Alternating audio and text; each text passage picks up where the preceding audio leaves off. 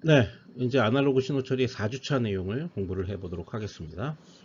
자, 4주차의 주요 내용은 뭐냐면 시스템을 분류하는 겁니다. 그러니까 시스템의 어떤 특성에 따라서 인과적이냐, 비인과적이냐, 안정적이냐, 불안정하냐, 뭐 이런 것들을 이제 구분하는 그런 내용들을 공부하는 건데요. 다만 이제 지수 신호, 그러니까 지수 정연파나 뭐 이런 것들인데 지수 신호와 신호의 연산 부분, 그러니까 신호에 대한 부분을 그 주차에서 다 끝내지 못했기 때문에 그거에 대해서 조금 더 공부를 하고요. 그리고 나서 이제 시스템에 대한 분류를 공부를 하겠습니다. 네, 그럼 이제 인사이트를 좀 알아보도록 하겠습니다. 먼저 이제 선형 시스템에 대한 얘기입니다. 자, 선형 시스템이란 건 뭐냐면 이런 거예요.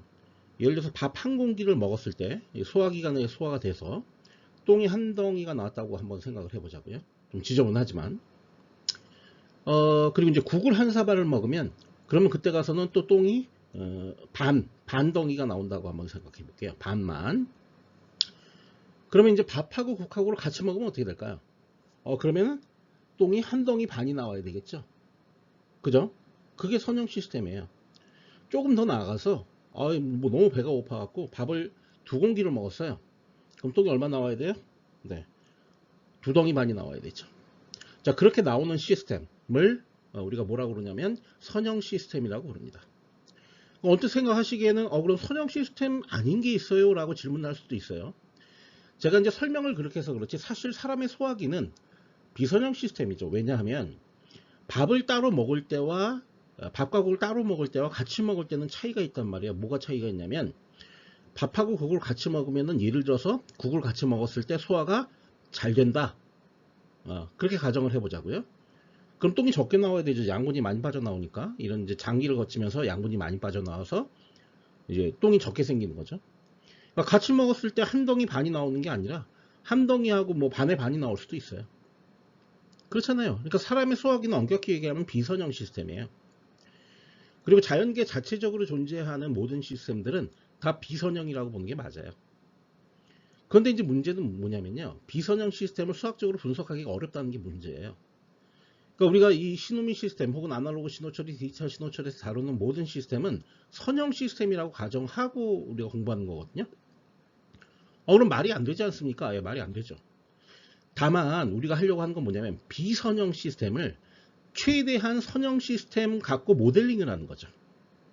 그래서 선형 시스템이라고 가정하고 그 다음에 시스템을 분석을 하는 겁니다. 그러니까 약간의 실제와 오차가 있을 수가 있는 거죠. 그죠?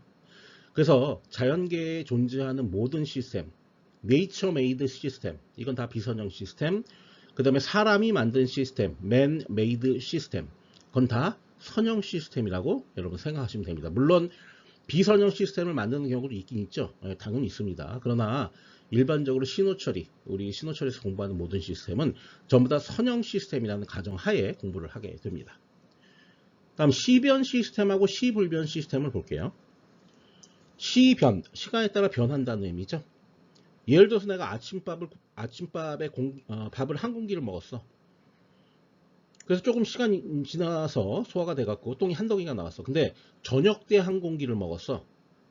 그럼 저녁 때 먹은 밥에 의한 똥은 몇 덩이가 나올까요? 한 덩이가 나와야 되겠죠? 그럼 그걸 우리가 뭐라고 그러냐면 시불변이라 불러요. 시불변. 그럼 도대체 시불변 아닌 게 있냐? 시변이 있냐? 이것도 마찬가지예요. 제가 설명을 그렇게 했기 때문에 이게 마치 시불변인 것처럼 사람의 소화기가 느껴지지만 그렇게 시불변이라고 생각되지만 사실은 시변이죠. 왜냐하면 아침과 저녁의 소화력이 다를 수가 있습니다. 아침에는 소화를 잘 못할 수가 있고요. 저녁에는 소화를 잘 시킬 수가 있다고. 그럼 똥의 양이 달라질 거라고. 왜냐하면 체내에 흡수되는 양분이 달라지기 때문에. 그러니까 엄밀히 얘기하면 이것도 마찬가지로 네이처 메이드는 시변이 맞습니다. 시변. 맨메이드, 사람이 만든 거는 시불변이 맞고요. 그죠? 이것도 역시 시불변인 것처럼 최대한 모델링을 하는 것 뿐이죠. 그죠? 자, 그럼 이제 이 선형 시스템하고 시불변 시스템 두 개를 합쳐서 생각하겠습니다. 선형을 영어로 리니어 시스템 이렇게 부르고요. 시불변을 타임 인베리언트라고 불러요. 타임 인베리언트, 베리언트. 요거 세 개를 합쳐. 그러면 리니어 타임 인베리언트가 되죠. 그 줄여서 LTI가 됩니다. LTI. 우리가 신호 처리에서 다루는 모든 시스템은 다 어떻다? LTI 시스템입니다. 굉장히 중요한 얘기입니다. LTI 시스템이어야만 우리가 앞으로 다루는 임펄스 응답이나 컨볼루션이나 미분방 정식이나 이런 것들이 다 성립해요. 네. 무조건 LTI 시스템입니다. 우리가 다루는 건. 다음 이제 무기억 시스템하고 기억 시스템 보겠습니다. 무기억 시스템은 뭐냐면요, 기억이 없는 거예요. 여러분 이제 밥을 먹는다고 생각해 보자고요. 밥을 먹었을 때 소화기에서 음식을 소화시키는 시간이 필요하죠. 그 얘기 무슨 냐면 지연이 발생한다는 얘기예요. 그 어느 정도 시간이 지난 다음에 그게 똥으로 나오게 돼 있어요. 그러면 그 시스템은 뭐냐면 기억 시스템이에요. 기억 시스템. 그렇죠? 그런데 밥을 먹자마자 똥이 나온다. 뭐 그런 경우는 상상하기 힘들지만 그런 경우가 있다. 뭐 과민성 대장 증상으로 뭐 그럴 수도 있습니다. 저도 나이가 들다 보니까 밥 먹으면 이제 막 속이 그냥 불불 끓을 때가 많아요. 밥 먹으면서 똥을 싸는 거예요. 그러면 그거는 무기억, 기억이 없는 거죠. 지연이 없으니까. 그죠? 그러니까 무기억 시스템은 화장실 가서 밥을 먹어야 된다. 그렇게 생각을 하셔야 돼요. 그죠? 다음 이제 인과 시스템하고 비인과 시스템 보겠습니다. 자, 인과. 요 인은 뭐냐면 원인, 요 과는 결과 이렇게 되는 거예요. 어떤 결과가 산출되는 데 있어서 원인이 있는 시스템. 그게 인과 시스템. 원인이 있어야 결과가 나온다. 밥을 먹어야 똥을 싼다. 그런 얘기죠. 그럼 비인과 시스템은 뭔가 비인과. 원인이 없는데 결과가 나오는 거예요. 밥을 안 먹었는데 똥이 나온다고. 그런 게 있을 수가 있어요? 있을 수 있어요, 없어요? 없죠, 그런 거는. 그러니까 비인과 시스템은요, 나중에 이제 수학적으로 정의를 할 텐데, 수학적으로만 정의가 될 수 있고, 물리적으로는 존재하지 않는 시스템이에요. 비인과 시스템은. 밥을 안 먹었는데 똥이 나오는 경우가 있을 수가 있을까? 뭐, 그럴 수 있습니다. 물리적으로도 이제 그런 경우가 발생할 수 있어요. 어떤 때에 발생하냐면, 자, 요때가 아침이에요. 지금은 점심이에요. 그러니까 점심이 지금 현재입니다. 이게 0이니까, 이게 t 퀄 0이니까 여기가 점심이고, 이제 여기가 저녁을 먹는 거죠. 자, 아침에 먹었어요, 밥을. 그게 이제 소화가 쭉 돼갖고, 이제 기억 시스템이니까 소화가 쭉 돼서 거의 점심 때 먹을 때쯤에서 이때부터 똥이 나오는 거예요. 근데 점심 먹기 전에 똥이 나오기 시작한 거죠, 이렇게. 약간 전에. 여기 점심 먹을 때가 바로 지금 현재인데, 현재 약간 이전부터 똥이 나오기 시작하는 거죠, 이렇게. 그러면은 점심을 안 먹었는데도 똥이 이미 여기서 나오기 시작하고 있죠? 그죠? 그럼 비인과라고 간주를 할 수 있는 거예요. 실제 비인과는 아니죠. 왜냐면 이거의 원인은 여기 아침에 먹은 밥 때문에 그런 거니까. 그죠? 그러니까 마치 비인과처럼 보이는 경우가 이런 경우가 발생할 수는 있습니다. 그렇지만 물리적으로 지금 현재 점심을 먹었으면 점심 먹은 거는 시간이 오래 지난 다음에 그것을 원인으로 해서 결과가 산출이 되게 되죠. 그죠? 자, 그렇게 이해. 그래서 우리가 다루는 모든 시스템은 어떤 시스템이다? 인과 시스템이다. 인과 시스템. 인과 시스템. 자, 그럼 안정 시스템하고 불안정 시스템은 뭐냐? 안정 시스템은 뭐냐면 밥을 먹으면 똥을 싼다. 그럼 안정 시스템이에요. 그런데 불안정은 뭐냐면요. 밥을 그냥 한 공기 뭐 많이 먹어봐야 두 공기 그런데 똥이 계속 나오는 거야. 출력이 계속 나온다고. 출력이 그냥 화장실에서 그냥 24시간 있어야 돼. 계속 똥이 나와. 그럼 불안정이야.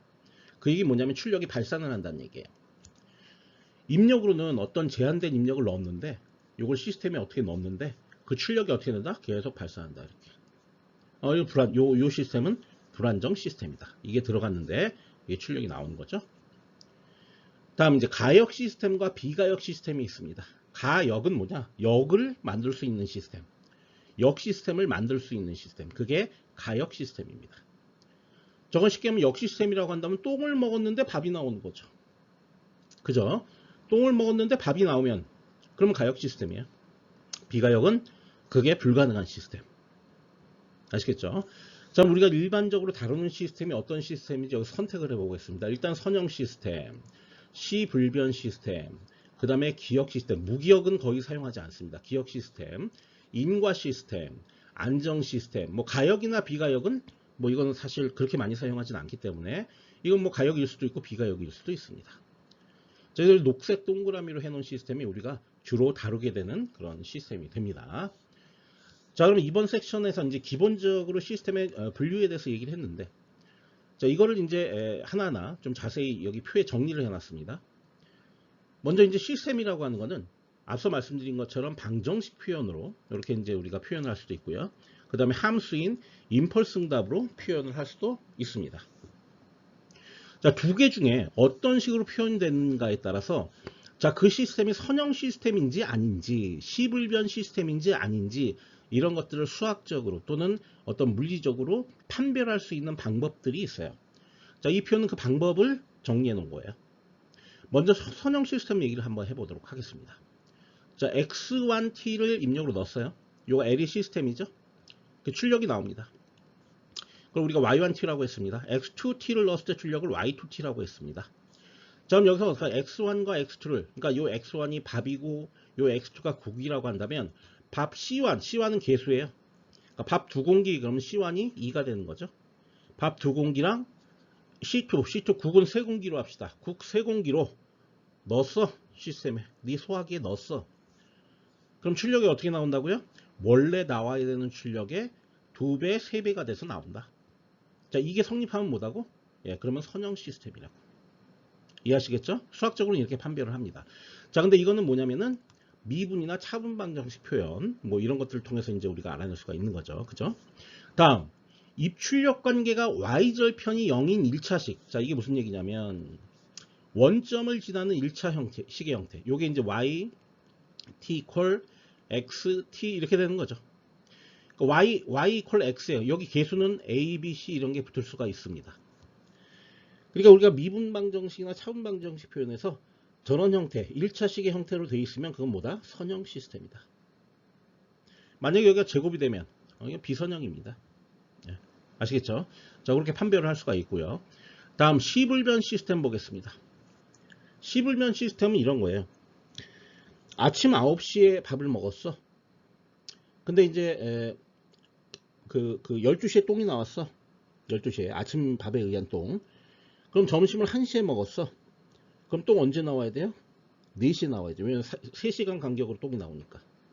자, 그 얘기는 무슨 얘기냐? x를 넣었는데 y가 출력이 됐어. 그러면 t0만큼 지연시킨 다음에 밥을 먹었어. 지연시켜서. 그럼 역시 똥도 출력도 t0만큼 지연돼서 나와야 된다. 이게 시불변입니다. 이러면 시불변이에요. 시간에 따라 불변인 거죠. 이해되시죠? 자, 시불변 시스템은 어떻게 판별하면 되냐면요. 우리 차분 방정식이나 미분 방정식의 개수가 상수이면 됩니다. 그러면은 시불변입니다. 그러면 상수가 아닌 경우가 있습니까? 있죠. 거기에 뭐 시간 t가 곱해진다던가 그러면 안 되잖아요. 그러니까 변수가 곱해지면 그런 거는 시변이 된다. 시변. 아시겠죠? 나중에 이제 그거에 대해서 자세히 얘기를 할 겁니다. 이거 하나하나 다. 다음 인과 시스템 보겠습니다. 자, 인과 시스템 뭐냐면 식으로 이제 방정식에서는 이렇게 판별을 하면 됩니다. 시간 t가 t보다 작은 때 x0가 0인데 그거에 따라서 요 같은 시간 간격 이전에 출력이 0이었다. 그러면은 이제 이게 인과 시스템이 됩니다. 인과 시스템이 돼요. 저거 왜 저렇게 되는지 일단 자세히 그 이유에 대해서 논리적으로 따져볼 거예요. 근데 여기서 지금 이제 방법만을 좀 미리 얘기하는 겁니다. 자, 그 다음 t하고 n에다가 0을 방정식에 대입을 합니다. 그죠? 그래서 y0와 y0 이건 연속 신호고 앞에 건 연속 신호고 이건 이산 신호인데요. 그것을 얻기 위해서 x의 어떤 타우만큼 지연시킨 거, n0만큼 지연시킨 거, 그러니까 미래값이죠. 그죠? 그럼 미래값이 필요한지 확인을 하는 거죠. 그러니까 이게 무슨 얘기냐면 현재 출력을 얻어야 되는데 미래에 어떤 들어올 입력, 미래에 들어올 입력에 의해서 현재 출력이 산출되지 않는지 확인하는 거죠. 지금 똥을 싸는데 그 똥이 뭐에서 나온 거다?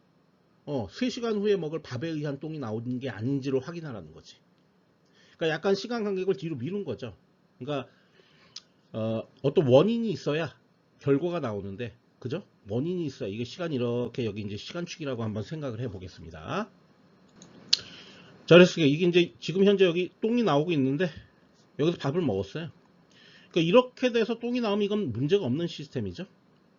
그죠? 인과 시스템이 맞죠. 근데 어떤 미래 이때 먹을 밥 때문에 여기에 있는 똥이 나온다. 그럼 이건 뭐예요? 비인과가 되는 거잖아요. 그죠? 이러면 안 된다는 거예요. 그죠? 그거를 확인하면 된다라는 얘기고요. 임펄스 응답 표현에서는 임펄스 응답이 제로임을 확인하면 된다. 뭐가? n이 0보다 작을 때, n이 음수일 때. 혹은 n이 요거 t라고 바꿔야 되겠네. t가 음수일 때. 예. 그죠? t입니다. t. n이 아니라 제가 좀 혼용해서 썼네요. 자, 그다음에 안정 시스템에 대해서 좀 이제 얘기를 해보죠. 안정 시스템은 요 mx 요거 상수고요. my 요거 상수입니다. 그러니까 어떤 임의의 x값, x함수를 이루고 있는 입력을 이루고 있는 어떤 순간의 값이 mx보다 작다. 근데 그 mx는 무한대보다는 작은 거다. 그러니까 이거 무슨 얘기냐면 한정된 입력, 제한된 입력이라는 의미예요. 제한된 입력. 이것도 마찬가지죠. 제한된 출력이죠.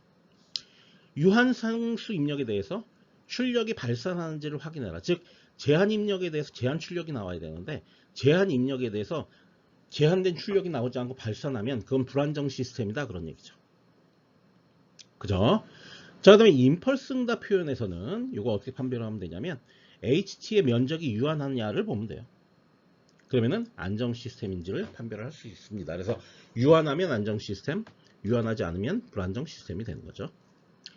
자, 다음 무기억 시스템. 무기억 시스템은 입출력 관계식에 지연이 들어가 있으면 안 되죠. 혹은 선행이 들어가 있어도 안 되죠.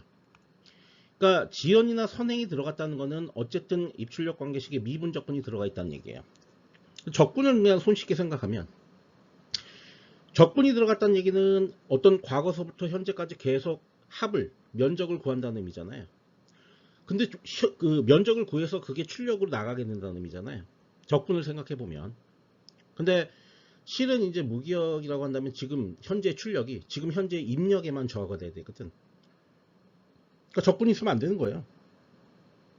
그쵸? 네.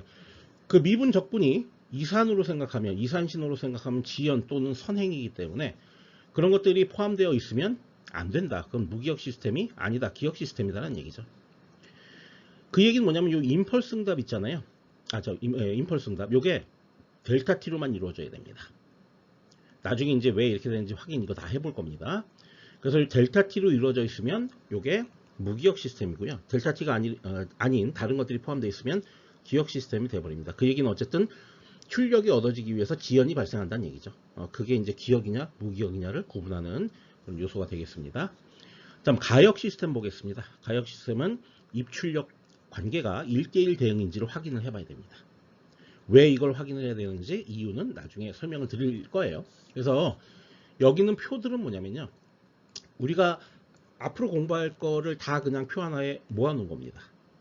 그러니까 나중에라도 뭐 의문이 생기거나 그러면 이 표를 다시 돌아와서 공부를 찾아보시면 또 이해를 해보시면 그러면 이제 여러분들 그 손쉽게 아마 이해할 수가 있을 겁니다.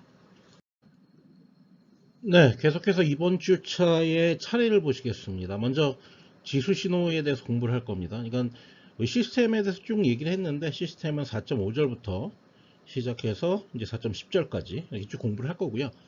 먼저 이제 지수 신호, 아직 신호에 대해서 다 끝낸 게 아니기 때문에 신호에 대해서 공부를 합니다. 지수 신호는 보통 이제 exponential at 뭐 이렇게 표현되는 거죠.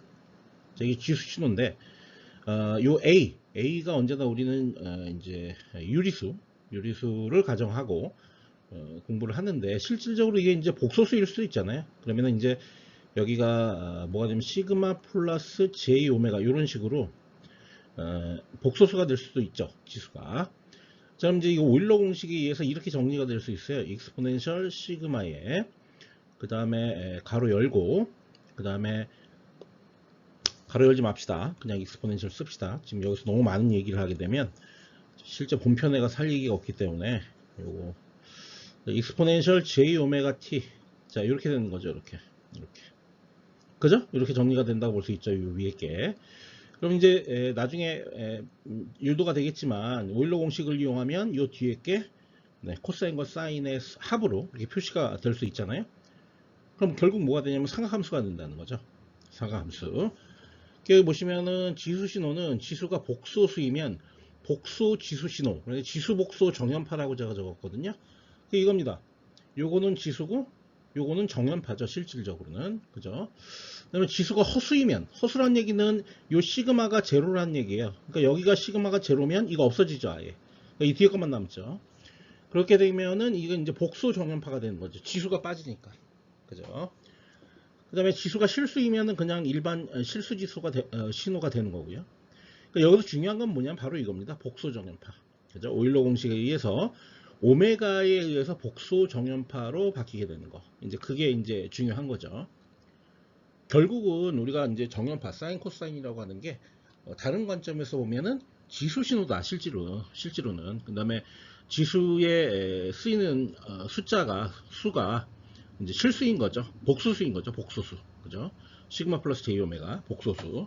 그럴 경우에 이제 복소 정연파 혹은 지수 복소 정연파가 된다는 거죠. 자, 허수 지수 신호. 허수 지수 신호기 때문에 이건 복소 정연파죠. 시그마가 0 되니까 오메가만 남죠. 이건 이제 미분이나 적분을 수행해도 그 형태가 변화하지 않아요. 예, 보시는 것처럼 익스포넨셜 j 오메가 t. 지금 뭐가 빨리 뭐가 지나가요. 좀 뭐 헬리콥터 지나가네. 가겠습니다. 자, 요거는 미분이나 적분을 해도 요 앞에 있는 요 상수가 빠져나올 수는 있죠. 미분이나 적분을 하면. 그렇지만 전체적인 형태는 보존이 되잖아요. 그죠? 그렇기 때문에 이런 특성들 때문에 정현파를 대신해서 신호와 시스템의 해석이 널리 쓰이게 돼요. 코사인 같은 경우에는 이거 미분하고 적분하면 코사인이 사인으로 바뀌고 막 그러잖아요. 이거 복잡하니까. 익스포넨셜 같은 경우는 그렇지 않죠. 또 익스포넨셜 자체가 코사인과 사인을 다 포함하고 있기 때문에 아주 심플하게 미분이나 적분을 수행할 수가 있습니다. 그래서 실제 이제 우리가 지수 신호를 이용해서 신호와 시스템의 분석에 이제 널리 사용을 하게 되죠. 자, 그 다음에 해야 되는 건 뭐냐면요. 신호끼리 합을 하는 거, 곱을 하는 거, 미분을 하는 거, 적분을 하는 거, 이런 것들이 어떠한 방식으로 신호가 변화되는지, 또 그러니까 Y축 얘기하는 거죠. 진폭이 반전되거나 척도니까 곱을 하는 거죠. 그래서 커질 수도 있고 작아질 수도 있고 그런 겁니다. 이동은 이제 시간에서 지연이 될 수도 있고 선행될 수도 있고, 그죠? 죄송합니다. 요 이동은 시간 얘기가 아니라 진폭의 이동이기 때문에 위아래로 움직이는 거죠. 그죠? Y축 따라서. 그다음 이제 그러니까 이건 X축입니다. 시간의 반전, 척도 조절, 이동. 요게 이제 선행이 되거나 아니면은 이제 지연이 되거나 이런 걸 얘기하는 거죠. 그죠? 그러니까 이게 Y축에 대한 얘기고요. 자, 요건 X축에 대한 얘기가 되겠습니다. 자, 이런 것들을 우리가 이제 신호의 선형연산, 진폭 변환, 시간 변환이라고 불러요. 자, 이런 것들을 하나하나 이제 우리가 살펴보도록 하겠습니다. 그리고 매트랩에서는 별도로 이제 합한 신호의 주기가 어떻게 될 거냐, 그 다음에 연산이 조합된 신호들, 연산 조합이라는 거는 여기 이렇게 적어놓은 이런 것들이 여러 개가 조합이 됐을 때 결과적으로 신호를 어떻게 그릴 거냐에 대한 거를 우리가 공부를 이제 차례대로 하게 될 것입니다. 자, 이제 신호에 대한 얘기가 다 끝나면요, 우리 비로소 이제 시스템에 대한 얘기를 하게 될 텐데요. 선형, 시불변, 인과, 안정, 그 다음에 기역, 그 다음에 가역, 이런 시스템들에 대해서 하나하나 공부를 하게 되면 이번 주차의 강의가 이제 완료가 되겠습니다. 자, 먼저 지수 신호입니다. 지수 신호가 이렇게 나와 있습니다. 저 A하고 S하고 요 두 개를 실수라고 생각하지 마시고요. 복수수라고 이제 생각을 하겠습니다. 자, 그럼 이것도 결론적으로 요 A라는 것도 뭐냐면은 A 플러스 B, BJ 이런 형태로 표현이 될 수 있다는 거니까 요거를 이제 극좌표로 표현하면 A의 크기, 그 다음에 위상을 우리가 파이라고 하겠습니다. 이렇게 표시할 수 있다는 거죠, A를. 요 S도 이제 시그마 플러스 J 오메가 이런 식으로 복소수로 우리가 이제 생각을 하겠다는 거죠. 자, 그럼 이제 요 놈이 요거하고 요겁니다. 이렇게 분리가 되는 거고요. 그 다음에 요 놈이 요 놈하고 요 놈으로 분리가 되겠습니다. 이해되시죠? 자, 이제 이렇게 붙이는 겁니다. J가 있는 것과 없는 것끼리. J가 없는 것끼리는 이렇게 이제 결합이 되고요. 있는 것끼리는 이렇게 결합이 되겠죠. 이해되시죠? 자, 요 뒤에 있는 익스포넨셜은 어떻게 바뀝니까? 코사인과 사인으로 이렇게 오일러 공식에 의해서 변환이 된다는 사실을 알 수가 있습니다. 자, 이제 최종적으로 얻어진 요 식을 좀 생각을 해보겠습니다. 원래 시작은 뭐였죠? 예, 지수 신호였습니다. 그리고 요 위에 붙어 있는 것들이 전부 다 복소수였습니다. 그런데 최종적으로 나온 결과는 뭐죠? 코사인, 사인의 합으로 표현되고 있죠. 그러니까 결국 정현파라는 게 결국 뭐다? 지수 신호에서 출발한 거다. 자, 이렇게 해석을 할 수도 있는 거예요. 그러니까 원래 정현파는 이제 우리가 앞서 배울 때는 이제 뭡니까?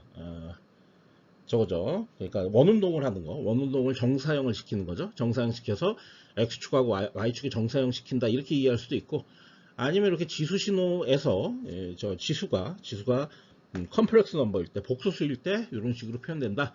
이렇게 이해할 수도 있는 거죠. 자, 이 결과를 좀 잘 이해를 해 보겠습니다. 이 앞에 있는 요 시그마가 갖는 의미가 뭔지를 생각해 볼게요. 시그마가 만약에 점점 커진다라고 생각을 한번 해 보겠습니다. 대표적으로 시그마가 이제 0보다 크다고 한번 생각을 해 보겠습니다. 시그마가 0보다 크다. 또 시그마가 0인 케이스, 또 시그마가 0보다 작은 케이스. 이 세 가지를 고민을 해 볼게요. 시그마가 0보다 크면 바로 요겁니다. 시그마가 0보다 크면 지수 신호가 발산을 하기 때문에 지수 신호가 이렇게 인벨럽의 형태로 이렇게 그려지고 요 안에서 진동을 하는 코사인이나 사인파로 이렇게 그려지게 됩니다. 자, 요 파형은 실제로 코사인과 사인 두 가지를 그려야 되지만 지금 여기서는 요 코사인 하나만 그린 겁니다. 하나만. 자, 요 두 번째 거 이건 뭔가요? 시그마가 0인 케이스죠. 자, 이걸 우리가 뭐라고 부르냐면 복소 정연파라고 부릅니다. 자, 이거는 복소 지수 정연파 혹은 지수 복소 정연파죠. 이건 발산하는 놈이고, 자, 요거 같은 경우에 이제 시그마가 0보다 작은 경우입니다. 작으면 수렴하겠죠. 이렇게 수렴하면서 이렇게 정연파가 그 안에 포함된 형태로 이렇게 그려질 겁니다. 그죠? 자, 요 세 가지로 구분될 수 있는데 우리한테 중요한 건 뭐다? 요 두 번째 거죠. 두 번째 거. 이해되시죠? 그럼 시그마가 갖는 의미는 뭐냐? 시그마는 여기서 이제 그 발산하느냐 수렴하느냐 이런 걸 결정하잖아요. 이걸 갖다가 우리가 제동 변수, 제동 상수, 그러니까 제동이라고 표현합니다. 제동. 얼마나 제동이 잘 되느냐. 이건 제동이 들락말락 하는 거고, 이건 제동이 잘 된 거고, 이건 제동이 안 된 거죠. 이해되시죠? 그러니까 제동을 얼마나 잘 시키느냐, 브레이크를 잘 밟느냐 그 얘기예요. 그죠? 죄송합니다. 잘 밟았기 때문에 이게 수렴하는 거죠.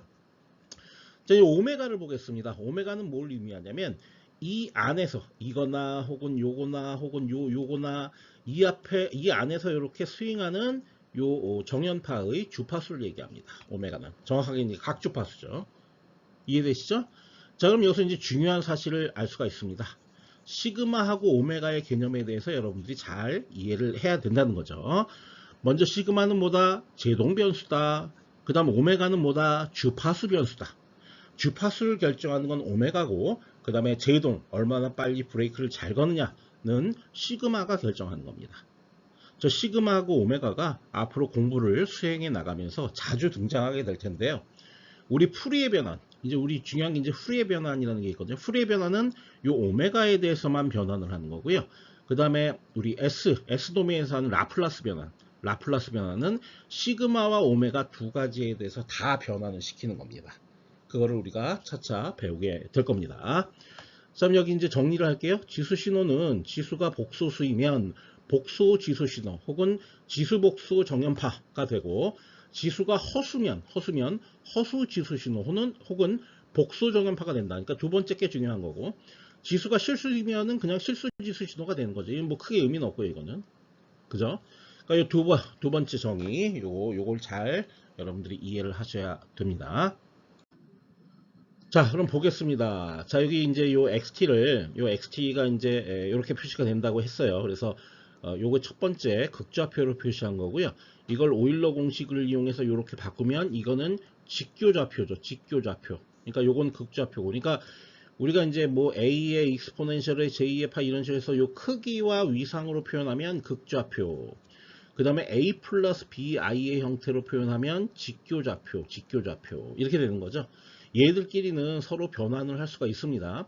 요 라지 A가 나오려면 요 스몰 a와 스몰 b를 제곱해서 두 개를 더한 다음에 루트를 씌우면 되고, 요 파이라는 값은 요 AB 값을 이제 역탄젠트 A분의 B 이렇게 이제 우리가 구하면 되는 거죠. 나중에 그거에 대해서 공부를 할 텐데, 어쨌든 이런 형태로 두면 이거는 극좌표, 이런 형태로 두면 직교좌표가 되는 겁니다.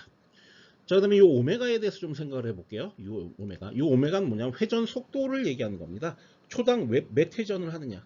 그러니까 일로 이렇게 도는 거죠. 이게 여기서부터 원점에서부터 단위원상에서 지금 이제 여기 단위원이라고 하는데 요 A가 1일 때를 가정하는 거죠. 그러면은 요 원점에서 요 단위원 위를 잇는 벡터, 이게 회전을 합니다. 회전. 그죠? 근데 회전을 하는데 실제로 이제 시계 반대 방향이죠. 이쪽으로 회전합니다. 이쪽으로, 정확하게 이쪽으로 반대입니다. 자, 이쪽으로 회전합니다. 죄송합니다. 죄송합니다. 제가 화살표를 잘못 봤네요. 네, 시계 반대 방향이니까 이 위쪽으로, 죄송합니다. 이 위쪽으로 회전을 합니다. 이렇게. 일로 뱅글뱅글 이렇게 돈다는 거죠. 이렇게 계속 돌고 있다는 거죠. 그거를 몇 회전하는 거냐, 그거를 이제 결정하는 게 뭐라고요? 이 오메가입니다. 오메가. 예를 들어서 1초에 2파이를 회전을 하게 되면 한 바퀴 회전하는 거잖아요. 2파이니까 360도니까. 그럼 그게 오메가가 2파이가 되고요. F 기준, 주파수 기준으로는 1회전이 되는 겁니다. 1회전. 이해되시죠? 요건 뭐냐? 이 오메가는 회전 속도를 결정하는 거다. 단위는 라디안 퍼 세컨드다. 1초당 몇 라디안을 움직였냐. 그래서 이게 2파이 F로 표시되기 때문에 이 F는 헤르츠로 표시한다. 이거는 1초당 몇 회전을 했느냐. 네, 그렇게 되는 거죠. 네, 그 개념 잘 이해해 보시도록 하고요. 그 다음에 이제 아까도 말씀드렸지만, 이런 이제 복소정연파 같은 경우에는 이렇게 미분이나 적분을 해도 그대로 그 형태를 유지를 하게 되죠. 그죠? 네, 그것도 잘 알아두셔야 되고요. 또 요 파이라고 하는 건 이건 뭘까요? 이거 초기 위상 얘기하는 거죠. 아까 어떤 벡터가 있으면 회전을 하는데 그 회전 시작할 때 각도가 얼마냐? 그거를 얘기하는 거죠. 그게 파이가 되고요. 이걸 우리가 초기 위상이라고 이제 표현을 하게 됩니다. 복소 평면에서 직교좌표계에서 극좌표계로의 변환 방법을 제공을 하고 있다. 예, 그 제공합니다. 그게 이제 제공하는 방식이 뭐예요? 오일러 공식이죠. 오일러 공식을 이용하게 되면 극좌표에서 직교좌표로 변환하는 그런 방법을 제공을 할 수가 있습니다. 자, 마지막으로 이걸 읽어보면서 끝을 내도록 할게요. 허수지수 신호. 이게 이제 복소 정연파인데, 이거는 미분이나 적분을 수행해도 그 형태가 변화하지 않으므로 정연파를 대신해서 신호와 시스템 해석에 널리 쓰이게 된다는 사실 잘 알아두시기 바랍니다. 네, 몇 가지 간단한 예제를 풀어서 지수 신호를 정리를 해 보도록 하겠습니다. 오일러 공식을 이용해서 허수 지수 신호 표현, 이게 이제 극좌표 표현이 되고요. 그 다음에 복수 정연파 표현, 이게 직교좌표 표현이 되는데요. 요 놈을 이제 직교좌표 표현으로 바꾸란 얘기죠. 그럼 이제 XT는 이제 쓰겠습니다. XT는 먼저 1 플러스 루트 3이 뭔지를 한번 살펴볼게요. 저거는 크기가 a제곱 플러스 b제곱 한 다음에 루트를 씌우면 되니까 2가 돼요. 크기는. 그 다음에 위상은 어떻게 되냐면 2하고 루트 3입니다. 이렇게 보겠습니다. 그러면 x축으로 얼마 가죠? 1 가죠. y축으로 얼마 가죠? 루트 3 가죠. 그러면은 이렇게 그려지게 되니까 여기 그때 각도가 얼마예요? 60도죠. 3분의 파이. 그죠? 그러니까 1대 루트 3대 2 이거 알고 있어야 되잖아. 1대 루트 3대 2. 그죠? 60도죠. 그러니까 3분의 파이입니다. 그러면 익스포넨셜 j 3분의 파이 이렇게 표시가 될 수가 있습니다. 그 다음에 뒤에 거는 그대로 냅두면 되겠죠. 익스포넨셜 j의 4분의 파이 t입니다. 4분의 파이 t. 자, 이거를 이제 지수끼리 더하겠습니다. 그러면 익스포넨셜 j 4분의 파이 t 플러스 3분의 파이 t 이렇게 쓸 수가 있겠죠. 요게 이제 극좌표 표현입니다. 그죠? 자, 이걸 복수 정연파 표현으로 변환을 해야 되기 때문에 이거는 오일러 공식을 이용하게 되면 2는 써주고요. 그 다음에 가로 이렇게 해주고요. 코사인 한 다음에 4분의 파이 t 플러스 3분의 파이 이렇게 되는 거죠. 그 다음에 플러스 j에 이제 여기 사인이죠. 사인에 4분의 파이 t 플러스 3분의 파이 이렇게 되는 겁니다. 그러면은 극좌표 표현에서 이걸 뭐예요? a 플러스 b의 형태로 표현됐으니까 직교좌표의 형태로 바꿔준 게 되겠습니다. 자, 주어진 신호의 크기, 주파수, 위상을 구하여라. 자, 크기부터 구해 보겠습니다. 별로 볼 것도 없이 이게 크기죠. 요게 이제 주파수죠. 4분의 파이.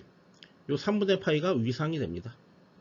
그렇죠? 자, 그렇게 이해하시면 되겠고. 다음, 오일러 공식을 이용해서 복수 정연파 표현, 그러니까 이 직교좌표 표현에서 극좌표 표현으로 바꿔봐라 이런 얘기죠. 이거 바꾸는 거 어렵지 않죠. 오일러 공식을 역으로 적용하면 되니까 다시 일로 가라는 거예요. 그냥 여기다 쓸게요. 그냥 익스포넨셜 j의 요 밑에 있는 거 그냥 쓰면 되죠. 4분의 파이 t 플러스 3분의 파이 이렇게 그냥 해주면 그럼 이제 이게 바로 얻어지게 되는 거죠. 그죠? 그러니까 왔다 갔다 한번 연습해 보는 겁니다. 뻔히 아는 사실이지만. 다음, 정연파 합성 공식을 이용해서 복수 정연파 표현으로부터 허수지수 신호 표현을 구해봐라 그런 얘기인데요. 자, 이게 무슨 얘기지? 무슨 연습 그냥 하는 겁니다. 연습. 뭐냐면 앞선 문제에서 그냥 여기서 일로 왔어요. 오일러 공식 우리가 알고 있으니까.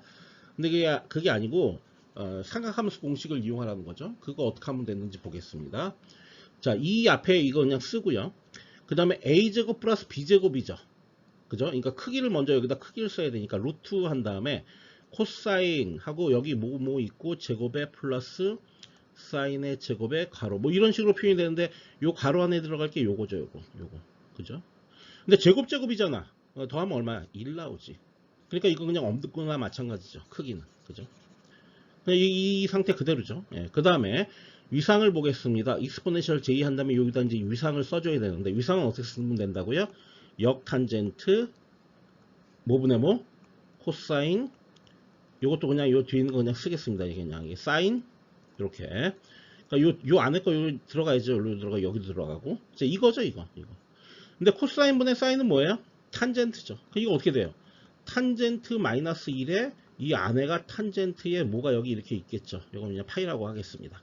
그럼 뭐예요? 요것만 톡 튀어나가고 파이가 되는 거죠.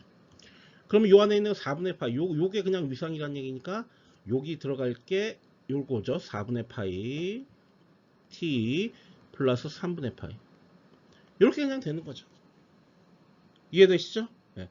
그런 식으로 두 가지 형태로 해보라는 거예요. 오일러 공식 이용 한번 해보고 두 번째는 이제 상하함수 공식이에요. 그래서 다시 여기다 하나 쓰면 이렇게 되는 거죠. a 플러스 b i 혹은 j 이거는 루트 a 제곱 플러스 b 제곱 이게 크기 위상은 j의 다시 쓸까요? 좀 틀어졌는데 익스포넨셜 마이너스 j의 역탄젠트 마이너스 j가 아니죠. 플러스 j의 a분의 b 여기가 역탄젠트죠. 이렇게 예, 플러스입니다. 이렇게 이해되시죠? 예, 그렇게 한번 구해보라는 거예요. 이식을 기반으로 해서 이거 다 알잖아 이거. 그걸 구해본 게 이제 네 번째 방식이 되는 거죠. 이해되시죠? 네. 자, 그 다음에 할 건 뭐냐면 이 허수지수 신호 복소 정연파인데요. 이 복소 정연파의 미분을 구해라. 미분을 구하고 파형의 주파수와 제동상수가 변하지 않음을 보여라. 그러니까 요 시그마하고 오메가가 요 위치에 있는 게 값이 바뀌지 않는다는 걸 보여라 이런 얘기입니다. 뭐 하면 되죠. 뭐 간단한 결과입니다. 근데 너무나 간단한 결과인데 그래도 이제 여러분들 그 인식을 확실하게 시켜주기 위해서 하는 겁니다. 자, 여기 미분을 한번 하겠습니다. 그러면 절대값 a 그대로 빠지고요. 익스포넨셜 j 파이는 빠지고 요 시그마 플러스 j 오메가가 앞으로 빠져나와야 되겠네요. 그럼 시그마 플러스 j 오메가 이렇게 되겠죠. 그 다음에 요 뒤에 있는 게 익스포넨셜 그 다음에 여기 시그마 플러스 j 오메가의 t 자 요런 식으로 우리가 결과를 얻어낼 수가 있겠습니다. 자, 그런데 이 결과는 여기 보면 시그마 플러스 j 오메가가 여기 있는데 여기에 어떤 t나 이런 변수가 들어가 있지 않죠. 지금 중요한 거는 요 제동 b나 아니면 제동상수나 이런 주파수 상수 이런 것들은 요 뒤에 t가 붙어 있어야 돼요. 근데 이 t가 붙어 있는 게 아니잖아요. 그러니까 이 앞에 있는 건 뭐에만 영향을 줘요? 여기 있는 크기 그 다음에 초기 위상에만 영향을 주겠죠. 이거 극좌표로 바꾼다 그래도 이 뒤쪽 요 t가 붙어 있는 항에 영향을 전혀 주지 못합니다. 그렇기 때문에 요 제동 상수와 요 주파수는 이제 변화하지 않는 거죠. 그죠? 그리고 기본적인 형태도 변화하지 않고 다만 요 놈에 의해서 요 앞에 있는 요 미분하는 과정에서 나온 요 상수에 의해서 크기와 초기 위상은 달라질 수가 있습니다. 그러나 주파수와 제동 상수는 절대로 달라질 수가 없다라는 것을 알고 계셔야 됩니다. 자, 그러면 적분을 한번 해보겠습니다. 적분을 하면 이제 이렇게 하는 거죠. xt에 dt 이렇게 하라는 얘기죠.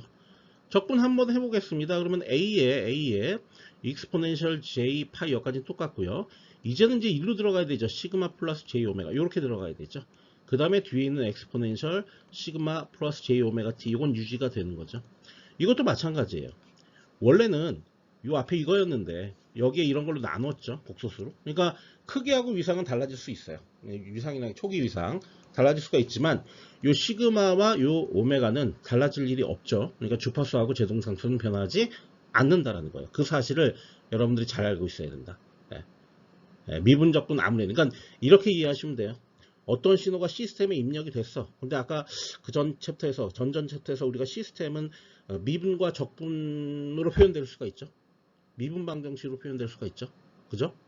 그러니까 아무리 미분을 해대고 아무리 적분을 해대도 주파수는 안 변한다. 그리고 제동상수도 안 변한다.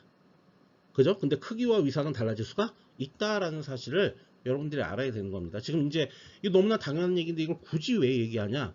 이런 이제 특성에 의해서 어떤 입력이 XT가 있었고, 그 다음에 여기 이제 시스템으로 들어갑니다. 시스템으로 들어가서 출력이 얻어졌다. 그랬을 경우에 이 입력과 출력의 주파수는 변한다, 안 변한다? 안 변한다. 제동상수 변한다, 안 변한다? 안 변한다. 뭐만 변한다?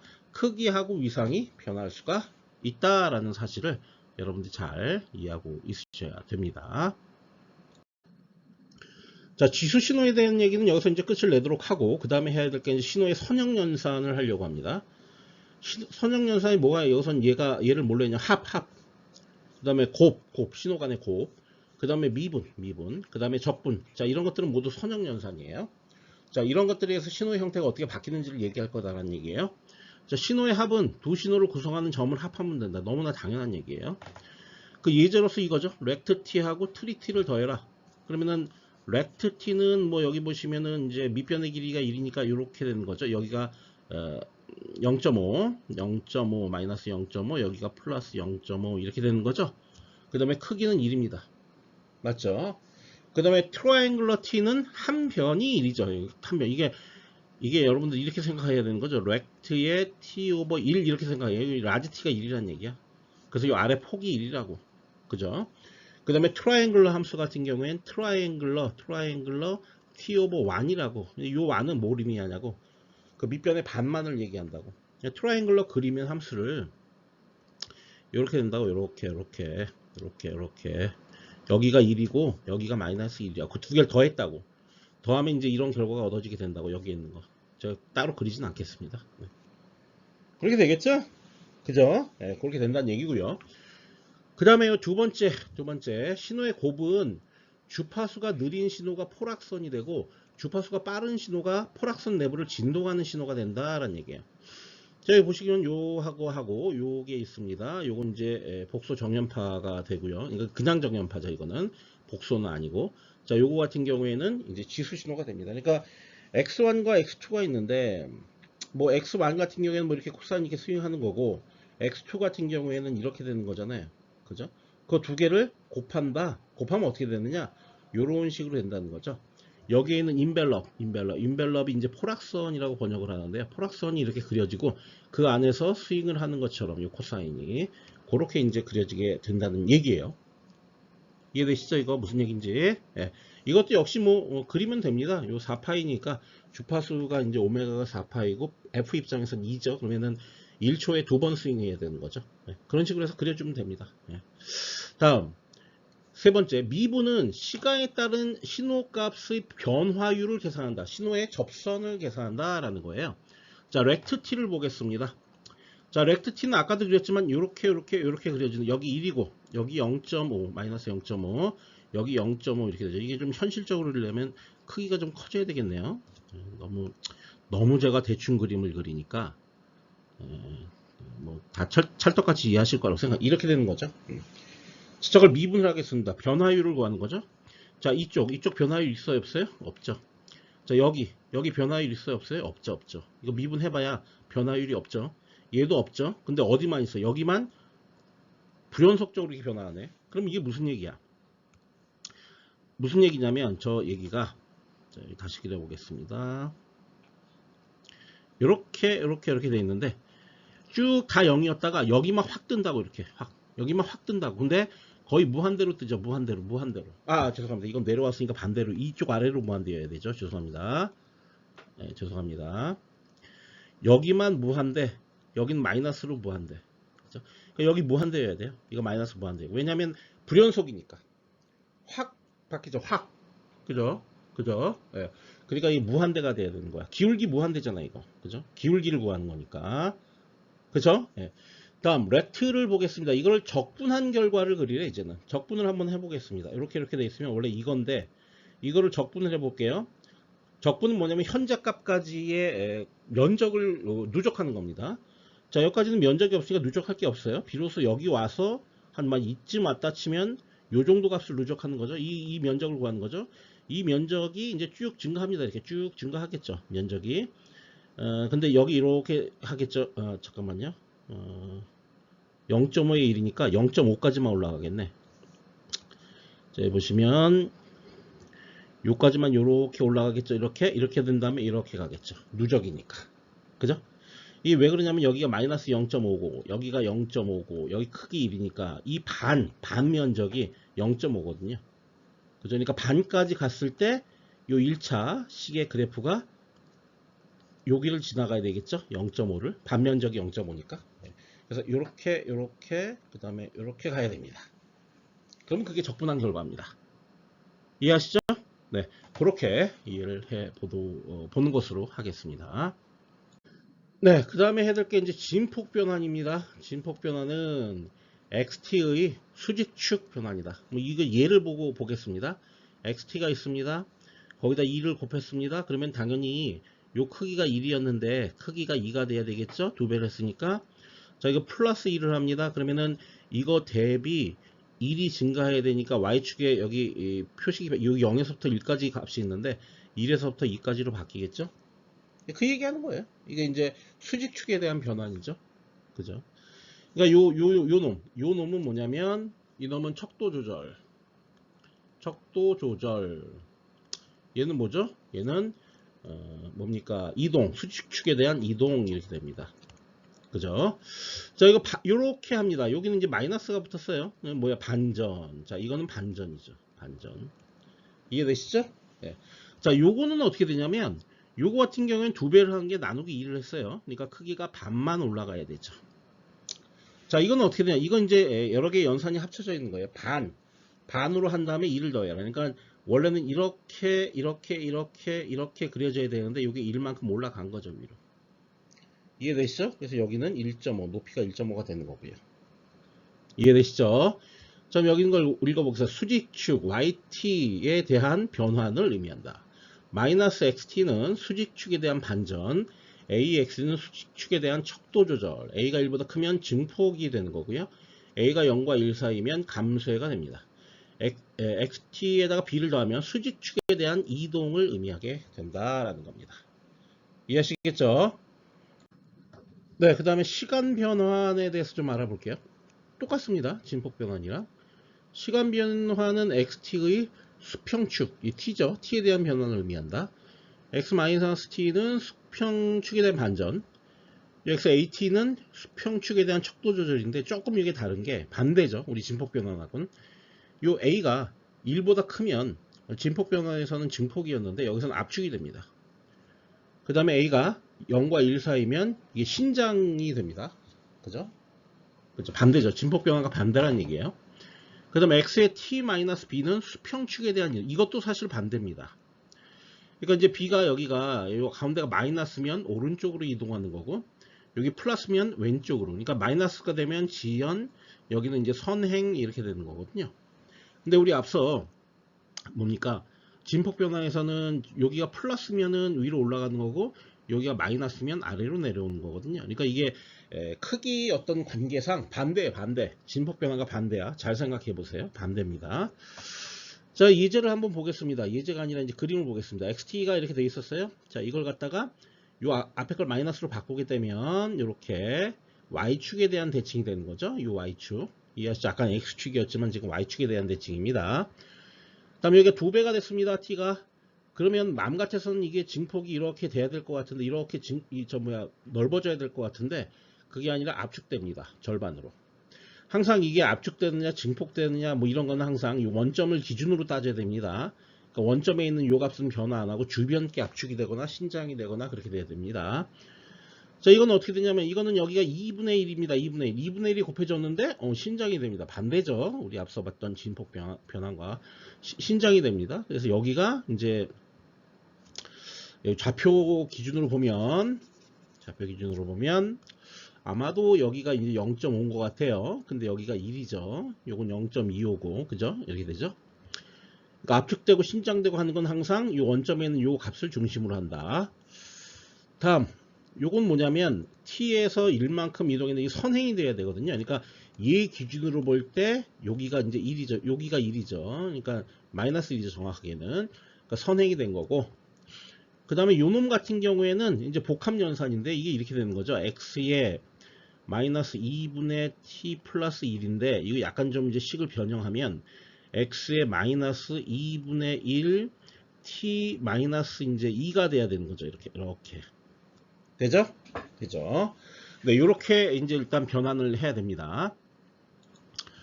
자, 그 다음에 여기 연산이 되어 있는 순서대로 연산이 이제 마이너스가 가장 먼저 이 곱으로 연결되어 있으니까 반전을 먼저 시작해요. 반전. 그 다음에 이 척도 조절을 그 다음에 합니다. 그 다음에 이제 이동을 해야 되겠죠. 이게 연산 순서가 그러니까 반척입니다. 순서대로 반척이. 그죠? 그래서 일단 기본적으로 원래 주어진 xt가 요거죠. 요거니까 요거 반전시키면 이렇게 되겠죠. 그 다음에 이걸 이제 척도 조절을 합니다. 척도 조절을 하면은 이렇게 되는 거죠. 이 그림 위에다 덧붙여서 할게요. 요렇게 다른 색깔로 할까요? 두 배를 했으니까 이렇게 돼야 되겠죠. 그죠? 이렇게 되는 거죠. 그죠? 이해되죠? 그런 다음에 이걸 이동을 시켜야 됩니다. 얼만큼? 이만큼 지연을 시키죠. 그러니까 여기가 0이었으니까 여기가 2가 돼야 되겠죠. 그래서 이렇게 지연시킨 겁니다. 됐죠? 그럼 여기는 1이고 여기는 값이 1이고 여기는 3인 거죠. 그죠? 그렇게 그리면 됩니다. 그러니까 이렇게 되어 있을 경우에는 이런 식으로 식을 이렇게 이제 인수분해를 적절하게 잘 한 다음에 순서대로 반척이 반전 척도 조절 이동 요 순서대로 이렇게 해주면 되는 겁니다. 이해하시겠죠? 자, 근데 이제 중요한 거는 이게 저 진폭 변환하고 시간 변환 이런 것들이요. 사실 이게 어려운 건 아닌데 저게 막 융합 복합이 되기 시작하면 헷갈려요. 헷갈리기 시작합니다. 실제로 지금 같아서 굉장히 간단한 것 같지만 그래서 이제 저거에 대한 어떤 그 전체적인 룰 이런 것들을 하나 정립을 해서 그거에 따라서 변화하는 게 실수를 줄일 수가 있습니다. 그죠? 그걸 어떻게 줄이냐면 예를 들어서 지금 현재 이런 척도 조절 그 다음에 이제 요거 같은 경우 이동이죠. 이동 이게 척도 조절하고 이동은 앞서 진폭 변환과는 반대로 가게 되어 있어요. 그죠? 반대로 가기 때문에 예를 들어서 이제 이런 겁니다. 여기에 y에 t에 요게 2에 xt 플러스 1 이렇게 돼 있다 치면 아까 이제 진폭 그 변환을 할 때는 요게 2가 됐으니까 2배가 되고 1이 됐으니까 올리고 뭐 이런 역할을 했었잖아요. 그렇게 하지 말자고요. 어떻게 할 거냐면 이거를 요 2를 이쪽으로 넘깁니다. 그래서 yt에 마이너스 1 이렇게 만들고요. 요 2를 여기 앞에 2분의 1로 이렇게 붙이게 됩니다. 이렇게. 그런 다음에 이렇게 두자고. 이렇게. 자, 이렇게 하는 이유는 뭐냐면 t 같은 경우에는 요 앞에 요 수식을 한번 볼게요. 요 t 같은 경우 t에 직접 뭐를 빼고 뭐를 곱하고 마이너스를 붙이고 이런 형태잖아요. 그죠? 이게 기준이 된다는 거죠. 이게. 그러니까 이것도 이 상태에서 보면 안 된다. 이거는 yt에다 직접적으로 뭔가 연산이 수행돼 있어야 되는데 이거는 xt에 연산이 수행돼 있으니까 이걸 yt에 직접 연산을 수행하는 형태인 이 형태로 바꿔주겠다는 얘기예요. 이해돼요? 무슨 얘기인지? 이렇게 바꿔주게 되면 시간 변환이나 이 시간에 대한 변환이나 이런 진폭에 대한 변환이 동일한 룰로 이제 변환을 시켜주면 됩니다. 동일한 룰로. 아까처럼 뭐 척도 조절하고 이동이 반대로 되는 게 아니라 똑같은 형태, 우리 시간 변환하고 똑같은 형태로 해주면 된다는 거죠. 자, 그럼 이제 요거에 대한 일반적인 식을 한번 여기다 써보겠습니다. 일반적인 식이 바로 여기 지금 아래에 나와 있는 요 식입니다. 요 식. 요게 일반식이 돼요. 요런 형태로 결국엔 바뀌어지겠죠. 한번 써볼게요. 마이너스 a에 yt에 마이너스 b. 자, 여기 있는 b와 a와 반전과 이런 것들은 y에 직접적으로 작용을 하는 거죠. 그 다음에 여기 x 한 다음에 이것도 마이너스 a에 t 마이너스 b 이런 식으로 쓰겠다는 거죠. 그러면은 요 b와 요 a 요 마이너스는 t에 직접적으로 작용하는 거죠. 자, 이 상태에서 우리가 반전, 척도 조절, 평행 이동 요 순서대로 반척이 요 순서대로 가겠다는 거예요. 먼저 반전은 각축 반전을 시키면 됩니다. x축이 됐든 그러니까 y축이 됐든 t축이 됐든 그죠? 반전시켜주면 됩니다. 그 다음에 각축에 대해서 a가 1보다 크면 감쇄입니다. 감쇄 줄어드는 거예요. 그 다음 a가 0과 1 사이면 증폭입니다. 증폭. 그쵸? 각축에 대해서 여기 마이너스가 붙어 있지만 플러스 b만큼 반대 방향으로 이동하는 거죠. 그죠? 예. 플러스 b만큼 이동해라. 요 순서대로 그냥 가겠다는 거. 이게 편해요. 이래야 헷갈리지 않습니다. 뭐 저 크기 변환일 때는 이게 이놈 요 두 번째 거 요 척도 조절하고 평행 이동이 반대죠. 반대. 크기 변환일 때는 그죠? 척도 조절일 때 야 이게 반대라고 하면 이렇게 쓰면 안 되죠. 그러니까 A가 1보다 크면은 여기가 증폭이 되고 여기가 감소인데 그렇게 하기 시작하면 막 헷갈리는 거야. 이게 진폭이어서 시간이어서 막 헷갈리니까 요 형태로 바꾼 다음에 그냥 반척이 순서대로 해라.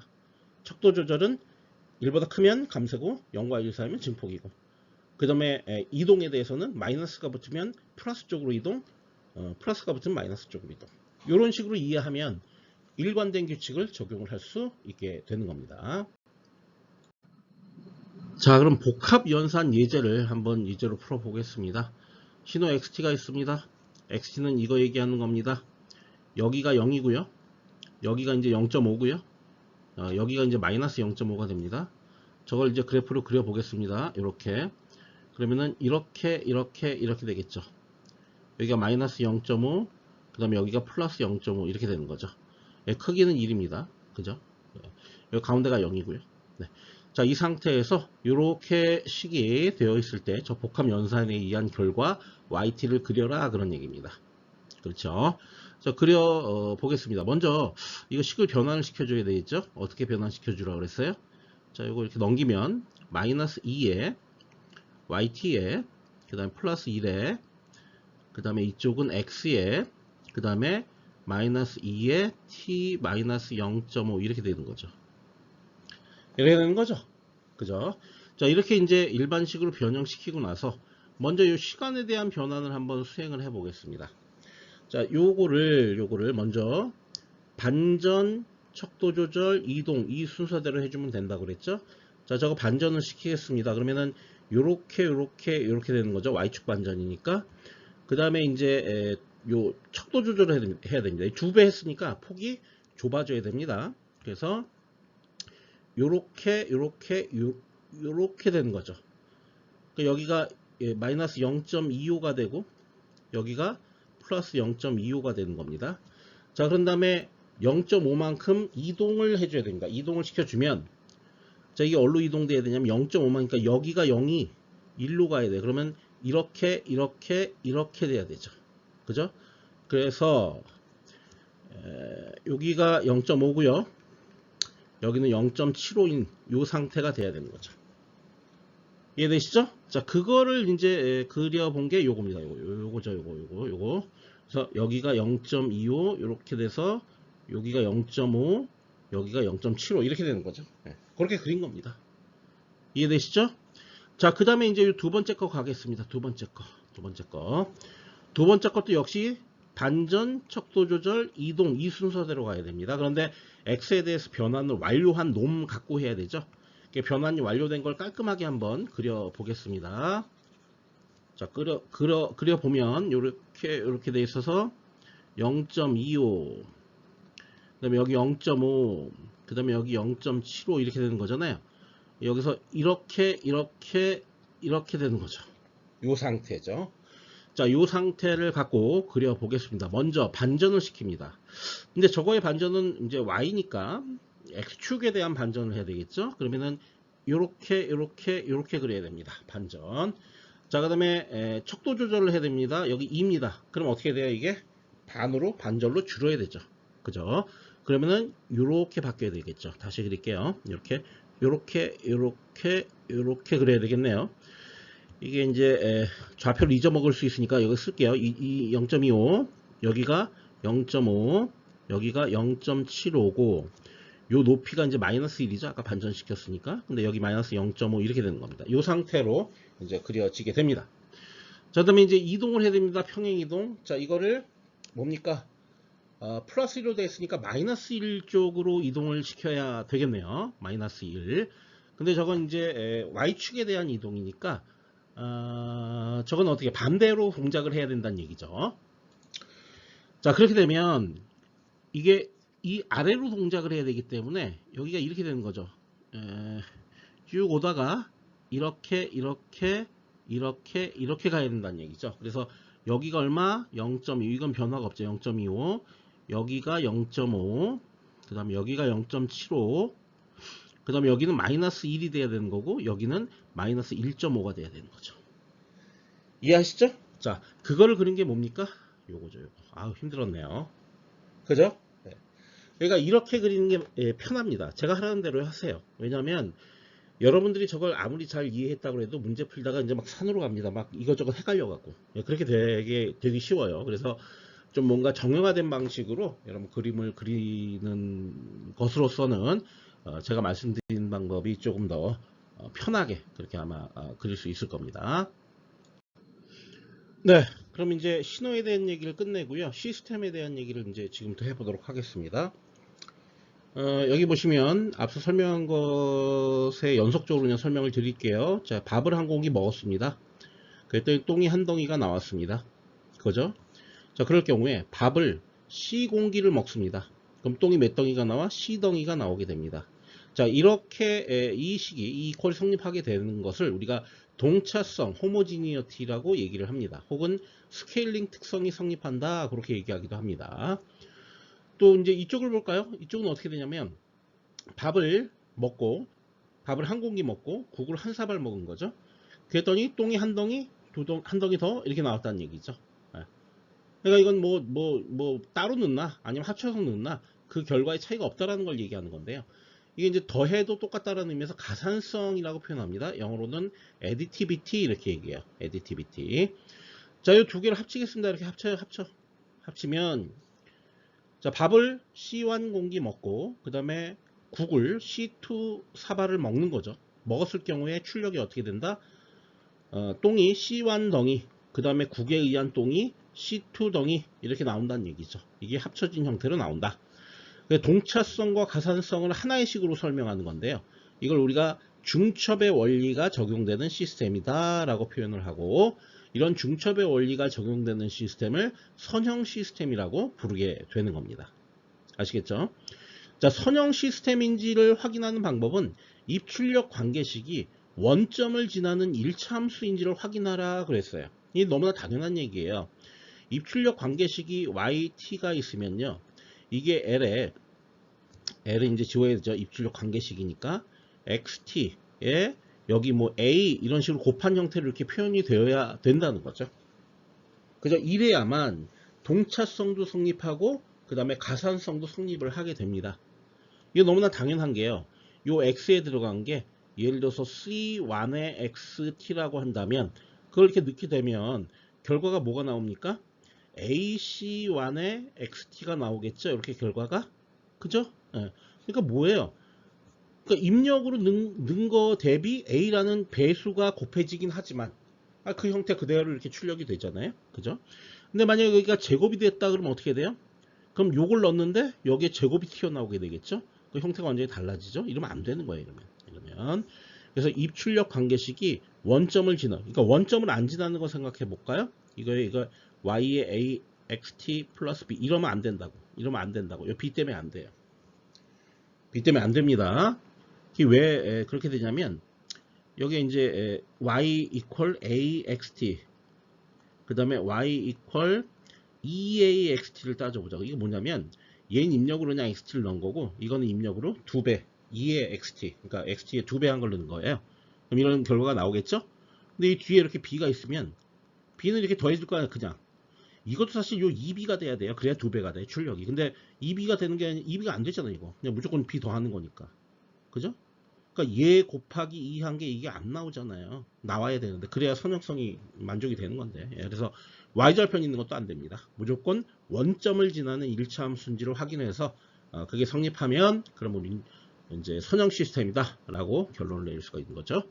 예제 몇 개 보겠습니다. 야, 이거 선형 시스템 맞습니까? 맞지요. 원점을 지나는 1차 함수. 얘는 맞습니까? 안 되죠. 이거 제곱하면은 선형이 아닙니다. 자, exponential xt 이것도 안 됩니다. 자, 로그 이것도 안 됩니다. 다 안 돼요. 자, 미분은 어떻게 돼? 미분은 선형 연산이에요. 선형 시스템이에요. 미분기는. 적분기도 선형성이 있습니다. 컨볼루션 기대값, 우리가 시놉시 시스템에서 나오는 거의 모든 연산, 따로 제가 언급하지 않는 한 시노미 시스템에서 나오는 모든 연산은 다 선형 연산이에요. 다. 그런 기계를 만들 수가 있다면, 그런 시스템을 만들 수 있다면 그 시스템은 다 선형 시스템입니다. 자, 그래서 여기 결론을 내렸습니다. 중첩의 원리, 이거 가산성에다 동차성을 합친 걸 얘기한다. 이게 적용되는 시스템이 선형 시스템이다. 본서에는 선형 시스템만을 다룹니다. 비선형 시스템은 다루지 않습니다. 네, 이제 예제를 풀어보겠습니다. 이제 선형성을 판별하라는 얘기인데요. 이게 첫 번째는 이제 우리가 눈으로 보고 바로 이게 선형인지 아닌지를 판별하는 방법으로 한번 해볼 거고요. 그 다음에 두 번째는 정확한 수식을 이용해서 한번 확인을 해볼 겁니다. 자, 이거 선형인가요? 1차 함수가 맞긴 맞는데 원점을 지나는 게 아니죠. 그래서 아닙니다. 자, 이거 선형입니까? 자, 미분은 선형이 맞다고 그랬죠. 그 다음에 이거 적분이죠. 이거 선형이 맞죠. 자, 요거 같은 경우에는 코사인이죠. 이게 1차 함수로 표현된 게 아니죠. 그래서 아닙니다. 그리고 사실 코사인 같은 경우에는 테일러 급수라는 형태로 전개를 하면 뭐 1 플러스 뭐 xt 뭐 플러스 xt에 뭐 제곱이라 여기 2분의 1도 들어가고 막 뭐 이렇게 돼 있잖아요. 그러니까 제곱텀 또 세제곱텀 또 4제곱 이렇게 쭉 들어가요. 무한대까지. 그러니까 당연히 이거 선형이 아니죠. 그렇게 이제 이해를 하시면 되겠고요. 이건 이제 간단하게 눈으로 봐서 이제 풀 수 있는 걸 얘기한 거고, 정확하게 수식을 이용해서 한번 얘기해 볼게요. 선형 시스템이 되려면 이런 거예요. 어떤 C1의 X1. 자, 이거를 넣었다. 이 T를 이제 생략하고 얘기할게요. 앞으로는 T 생략하고. 자, C1의 X1을 넣었다. 그거를 이 시스템에 이렇게 넣었다. 그랬더니 뭐가 나온다? Y1이 나온다. 그런데 이제 또 Y2도 나옵니다. Y2는 뭐냐면은 C2에 X2를 넣은 거죠. 자, 이럴 경우에 Y2가 나왔다. 그럼 이제 C1에다가 C1 X1이죠. C1 X1에 C2 X2를 시스템에 넣은 거죠. 이 시스템에 넣었을 때 이 결과가 Y1 플러스 Y2가 나오면 됩니다. 그죠?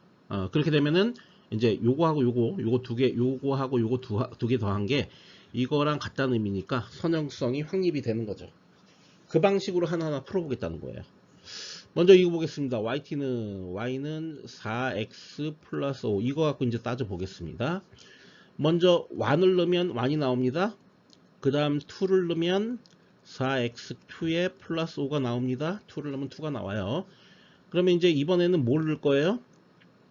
이 c까지 넣어야 되겠네요. 여기다가 이렇게 지우고 4c1 4c2 4c1 4c2 요거까지 넣겠습니다. 자, 그럼 이제 두 개를 한꺼번에 넣겠습니다. 그러면은 4에 c1x1 플러스 c2x2 이거 한꺼번에 넣겠다는 거죠. 그런 다음에 이렇게 하겠다는 거죠. 그 결과가 어떻게 나옵니까? 뭐 4c1x1에 플러스 4c2x2에 플러스 5 이렇게 나오는 거죠. 자, 요거하고 요거 더하면 어떻게 됩니까? 요 5가 여기는 5인데 이거 5를 두 개 더하면 10이 돼 버리죠. 같지 않죠. 그러니까 선형 시스템이 아니란 얘기죠. 이해되시죠? 자, 이런 식으로 이제 여러분들 판별을 하면 됩니다. 순서대로 이제 두 번째 거 한번 해볼게요. 두 번째 이제 미분기입니다. 미분기. 자, 일단 y1t는 이게 t까지 한번 써볼까요? dt분의 dxt니까 저 x자리에 이제 c1x를 넣는 거죠. 그러면 c1 dt분의 dx1이 될 거예요. 이렇게 y2를 이제 얻어보겠습니다. y2는 c2의 dt분의 dx2가 되겠죠. 이렇게 원래 이제 c가 이 안쪽에 있던 건데 상수니까 밖으로 빠져나온 겁니다. 자, 그 다음에 전체 y 한꺼번에 넣은 건 이렇게 되는 거죠. dt분의 d에 c1x1t 플러스 c2x2t 이렇게 되는 거잖아요. 한꺼번에 넣은 거니까. 저건 어떻게 되냐면 c1에 원래 이제 이 미분은 별도로 두 개를 다 미분을 따로 한 다음에 더해도 되는 거니까 dt분의 dx1t 이렇게 되겠죠. 그 다음에 플러스 c2의 dt분의 dx2t 이렇게 될 거 아니에요. 그럼 이거는 요거하고 요거 더한 게 요거랑 같죠. 그죠? 그러니까 이거는 선형성이 성립을 하게 됩니다. 그죠? 다음 이제 이 적분에 대해서는 제가 따로 풀지 않겠습니다. 왜냐하면 이 미분한 거랑 거의 똑같은 형태로 해결이 되기 때문에 풀지 않고요. 그 다음에 이제 코사인 xt를 보겠습니다.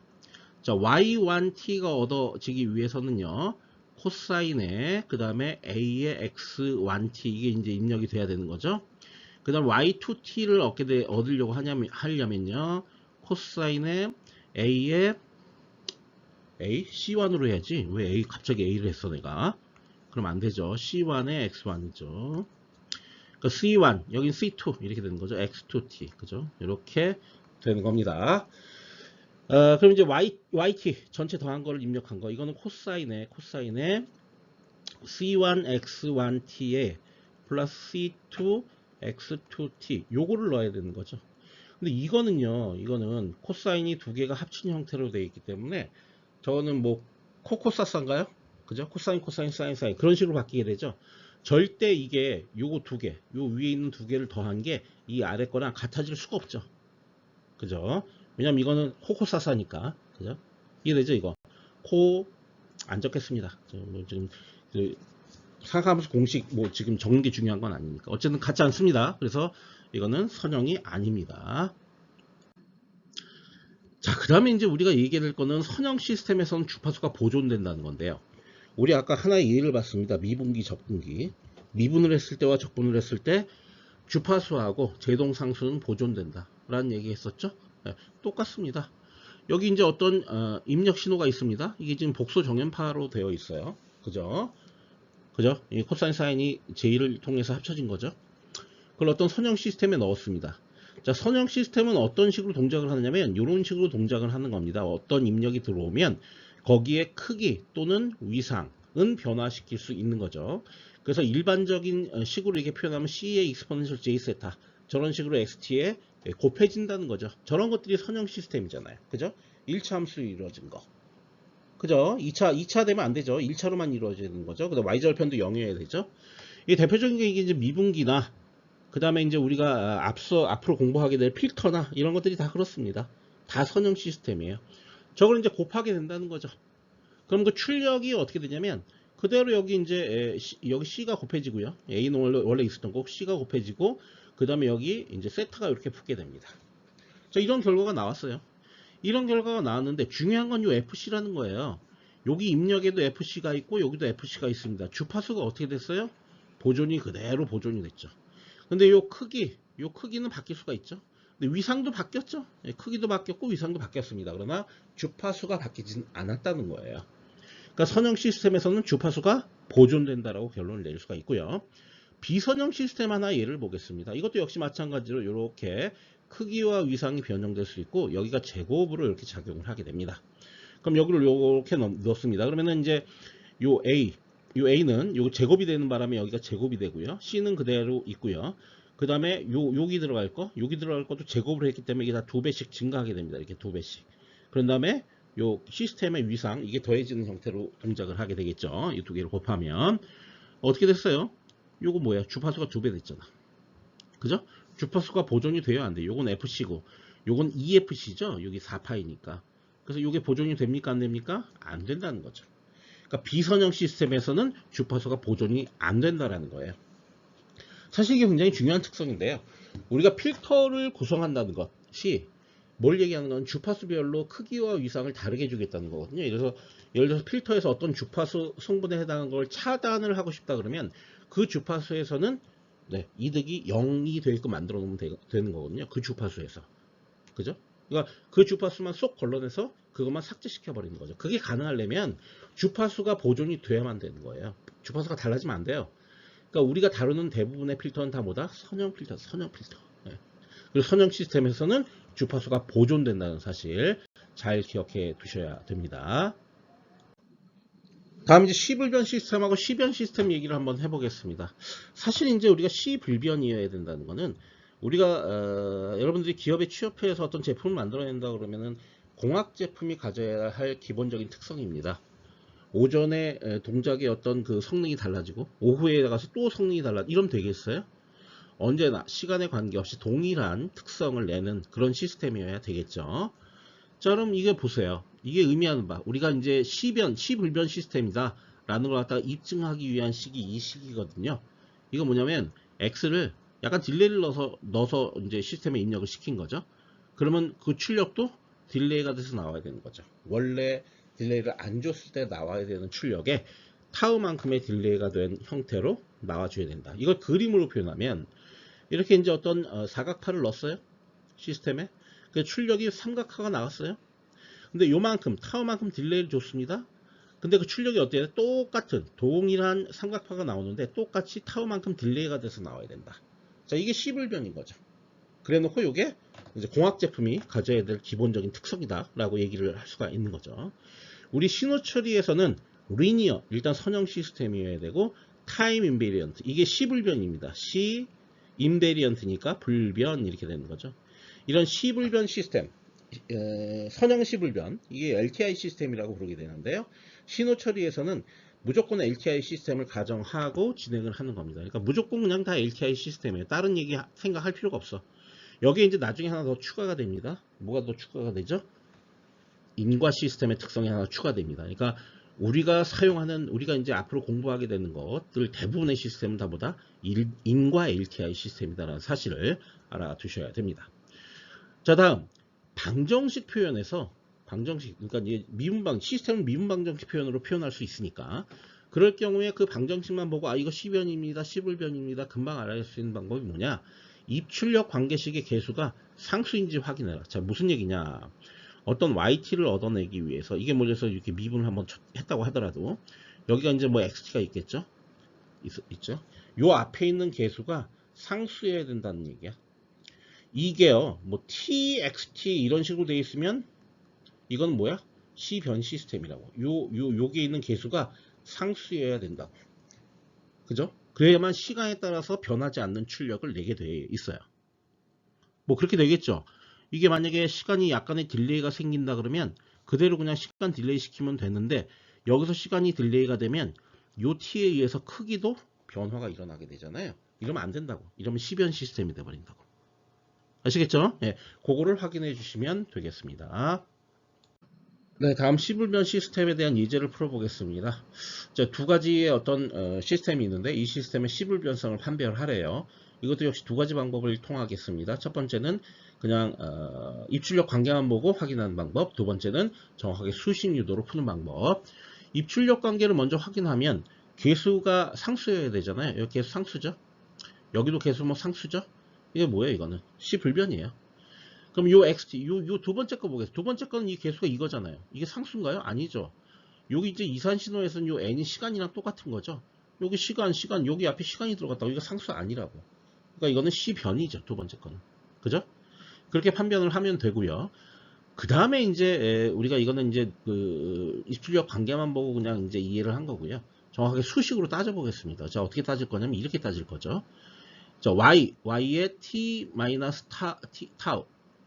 그 다음에 l의 x에 이렇게 되는 거죠. t 마이너스 타우. 자, 이게 무슨 얘기냐면 입력에다 타우만큼 지연시킨 입력을 이렇게 시스템에 넣으면 그 출력도 타우만큼 지연이 되는다. 이 얘기잖아요. 그래서 요거 따로 구하고 이거 따로 구한 다음에 그 결과가 같은지 확인을 해볼 겁니다. 그럼 첫 번째 거 갖고 한번 먼저 해볼게요. 먼저 y의 t-타우를 구하겠습니다. 그러면은 요 t가 들어갈 자리에 t 대신에 t-타우를 넣으면 되는 겁니다. 그럼 y의 t-타우는 어떻게 되냐면 그냥 코사인에 여기 x에 여기 t-타우 이렇게 되겠죠. 자, 요 하나를 구했고요. 요 두 번째 건 뭐냐면 입력을 지연시켜서 시스템에 넣는 겁니다. 그럼 뭐냐면 요 안에 있는 xt에다가 t 대신에 t-타우를 넣어서 입력을 시키는 거죠. 그러면은 이렇게 되는 거죠. l의 x의 t-타우는 요거는 x를 t-타우 시킨 다음에 이걸 시스템 코사인에 이렇게 넣어주는 겁니다. 이렇게 되겠죠. 자, 요 결과와 이 결과가 같냐를 확인하면 되죠. 같죠. 그렇기 때문에 이거는 시불변이다 라고 결론을 지을 수가 있고요. 자, 두 번째 거 보겠습니다. 자, 두 번째 거는 조심해야 되는 게 저 n이라고 하는 거. 이산신호에서는 요 n이 시간이랑 똑같은 개념이죠. 요게 n이 여기 정수로 되어 있지만 시간하고 똑같은 개념입니다. 그래서 이건 지연을 시키면 보통 연속신호에서는 타우를 지연 상수로 쓰게 되는데 이산신호에서는 n0 같은 거, n0를 이제 우리가 지연 상수로 쓰게 됩니다. 자, 저거 똑같은 방식으로 해보겠습니다. 그럼 이 얘기죠. y의 n-n0, 그 다음에 여긴 l의 시스템에 x의 n-n0 이렇게 된다는 거죠. 그러니까 x에 대해서 지연 n0만큼 시킨 걸 넣게 되면 출력도 n0만큼 지연된 게 나와야 된다는 얘기예요. 그럼 먼저 요걸 먼저 풀어볼게요. 요건 뭐냐면 y 요 식이 요 위에 이렇게 제시되어 있으니까 요 n이 들어갈 자리에 뭘 넣어주면 된다? n-n0를 넣어주면 됩니다. 그러면 이렇게 되는 거죠. n-n0에 플러스 1에 그 다음에 뒤에 있는 x에 n-n0 이렇게 이제 우리가 쓸 수가 있는 거고요. 요 두 번째 거, 요 x에다가 이제 n0만큼 지연을 시켜서 시스템에 넣는 거죠. 그럼 x에다가 n0만큼 지연을 시키기 때문에 y는 이 앞에 있는 건 변화하지 않아요. 이건 그대로 두고 뒤에 있는 요 x만 n-n0로 이렇게 지연을 시켜야 되는 겁니다. 이렇게. 그렇겠죠. x만 지연시켜서 보내는 거니까. 이게 같나요? 같지 않죠. 왜? 이것 때문에. 그죠? 그렇기 때문에 이거는 시변이라고 결론을 내릴 수가 있게 됩니다. 네, 입력이 없는데 출력이 산출되면 그걸 우리가 비인과 시스템이라고 부르게 됩니다. 지금 여기 보시면 첫 번째 그림을 볼게요. 자, 입력이 어디서부터 시작했죠? t콜 0부터 시작했죠. 이게 이제 현재입니다. 현재. 자, 이렇게 해서 이걸 넣었어요. 넣었는데 약간 딜레이가 돼서 이때부터 시작했죠. 자, 이거는 인과 시스템입니다. 원인이 있어서 결과가 나온 거죠. 이게 여기까지 붙어도 상관없죠. 이렇게까지 붙어도 문제가 없습니다. 자, 이쪽으로만 안 넘어오면 되는 거예요. 그죠? 자, 두 번째 거는 여기 0부터 시작했는데 이게 그 전에 이렇게 출력이 나오기 시작하죠. 밥을 먹은 사실이 없는데 똥이 나오고 있습니다. 그럼 이거는 비인과 시스템, non-causal 시스템, 코잘, 원인이 없는, 그러니까 non-causal이니까 코스 이거죠. 원인, 코스. 원인이 없는 시스템 이런 얘기죠. 네. 이해되시죠? 네. 그러니까 밥을 안 먹었는데 똥이 나오는 시스템이다. 이거는 비인과 시스템. 자, 비인과 시스템은 수학적으로만 가능한 얘기입니다. 물리적으로 그런 시스템은 존재하지 않아요. 근데 수학적 수식으로는 쓸 수가 있습니다. 그러니까 우리가 어떤 시스템을 설계를 딱 해놓고 수학식으로 딱 써요. 자, 이렇게 설계하면 됩니다. 라고 수식으로 제시를 해줬는데 사실은 그 수식이 구현할 수 없는 수식인 경우가 있다는 거죠. 그러니까 반드시 최종적으로 구현이 된 다음에 이게 비인과 시스템이 아닌지를 확인하는 작업이 필요하겠죠. 그죠? 네, 그렇게 이제 이해하시면 되고요. 자, 이게 이제 인과냐 비인과냐를 구분할 수 있는 방법이 방정식 표현에서는 미래의 입력이 현재의 출력에 영향을 주는지를 확인하는 방법, 이 방법이 있고요. 임펄스 응답 표현에서는 임펄스 응답이 t가 0보다 작을 때 존재하는지를 확인하면 됩니다. 자, 요 첫 번째 거는 당연히 이거는 뭐 당연한 거고, 이건 뭐 미래 입력이 현재 출력에 영향을 주면 당연히 안 되니까 그건 인과 시스템이 아닌 거죠.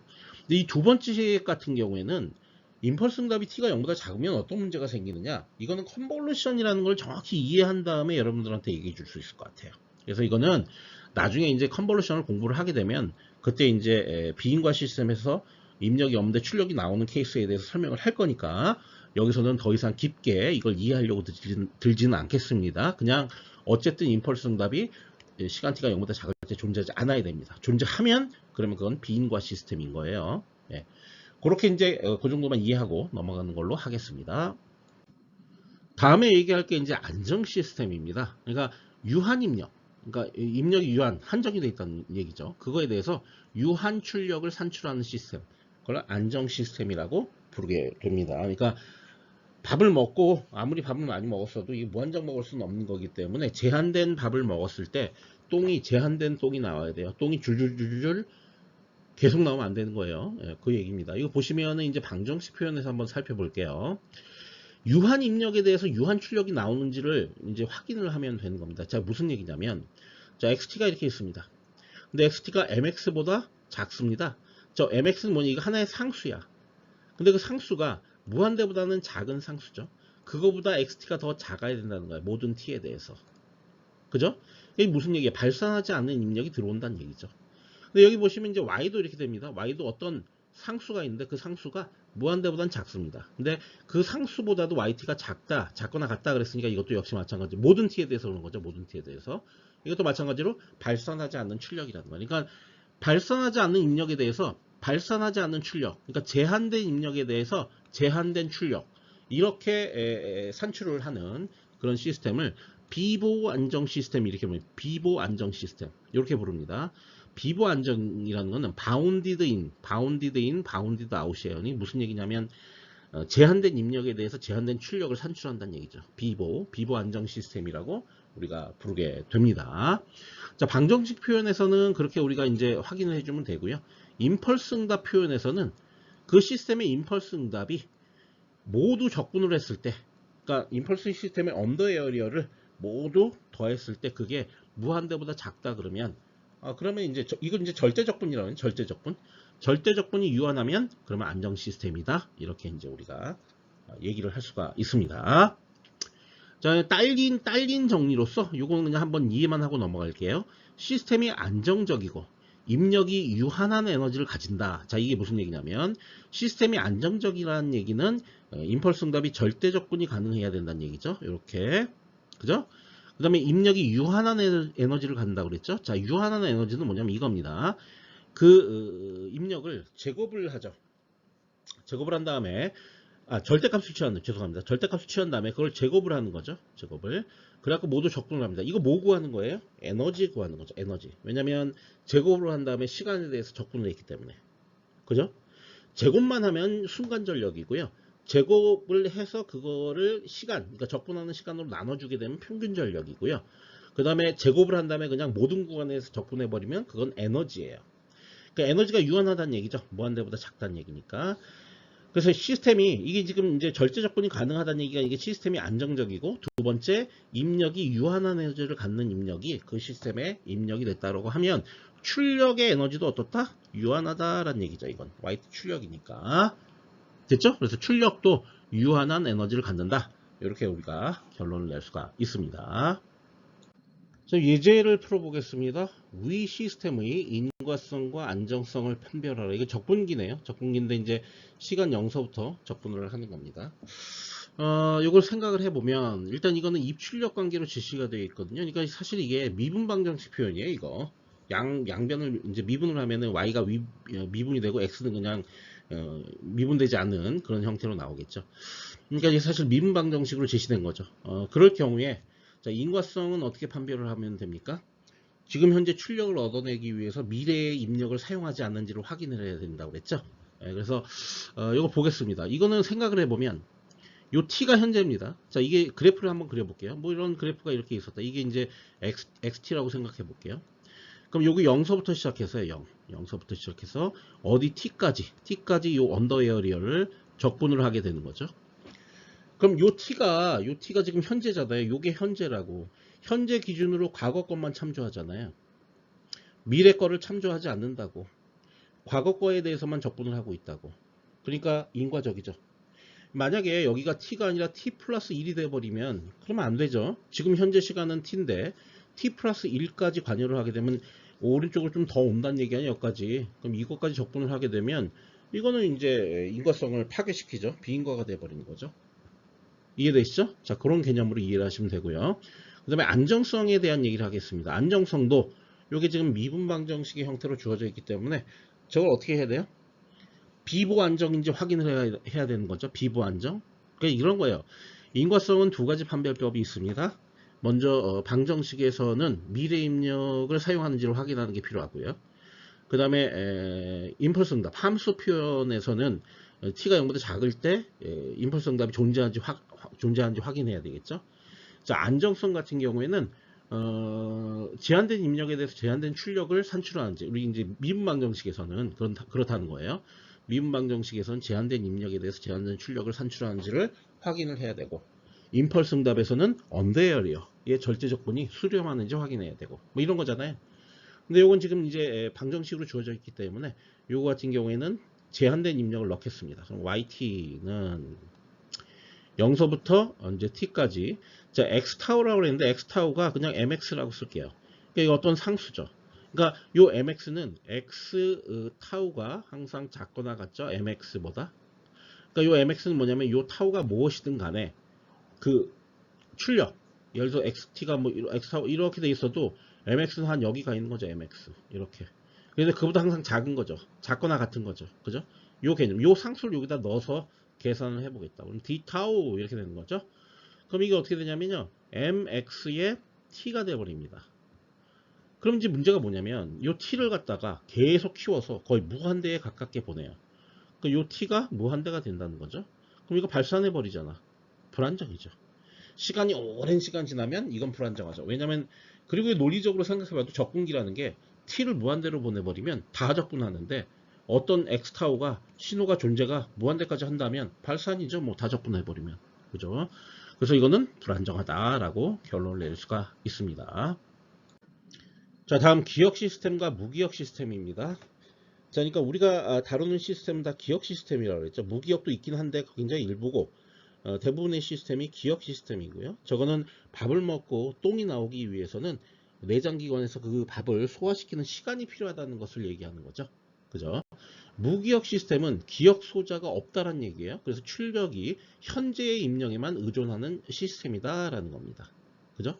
여기 보시면 요거 이제 델타 t를 여기다 넣습니다. 자, 우리 이제 임펄스 응답의 정의에 대해서 얘기했는데 어떤 시스템이 있으면 그 시스템을 우리가 임펄스 응답을 HT라고 얘기하면 이게 시스템의 특성을 나타내는 함수인데 어쨌든 이 함수를 알아내기 위해서는 어떻게 하라고요? 델타를 넣으라고요. 델타를 넣으면 그 결과로 뭐가 나온다고요? 네, 그 임펄스, 이 시스템을 나타내는 함수인 임펄스 응답이 딱 산출이 된다고요. 식이. 그죠? 이 얘기 했었죠? 네. 요런 겁니다. 이게 의미하는 바가 이제 이 임펄스 응답을 얻어내는 방법인데 사실 이거 수식으로 표현하면 이렇게 되는 거죠. 임펄스 하고 그 다음에 임펄스 응답하고 컨볼루션을 하게 되면 임펄스 응답이 그대로 나온다. 요게 그대로 나온다. 이제 이게 이 수식이에요. 근데 컨볼루션에서는 교환 법칙이 성립합니다. 자, 무슨 얘기냐면 H하고 델타를 자리를 바꿔도 상관이 없다는 거예요. HT를 입력으로 이렇게 하고요. 그 다음에 시스템의 임펄스 응답을 임펄스를 이렇게 정하게 되면 그 결과도 똑같이 HT가 나온다는 거예요. 그죠? 그러니까 이게 무슨 얘기냐? 요 델타 함수라는 게 어떤 시스템의 임펄스 응답이라면 거기다가 어떤 입력을 넣었을 때 그 결과는 입력 그대로 산출된다. 바로바로 시간 제한 없이 그대로 나온다. 이 얘기입니다. 그죠? 그 얘기는 뭐냐? 여기에 기억 소자가 없다는 거예요. 기억 소자 없다. 그냥 입력 그대로 나온다.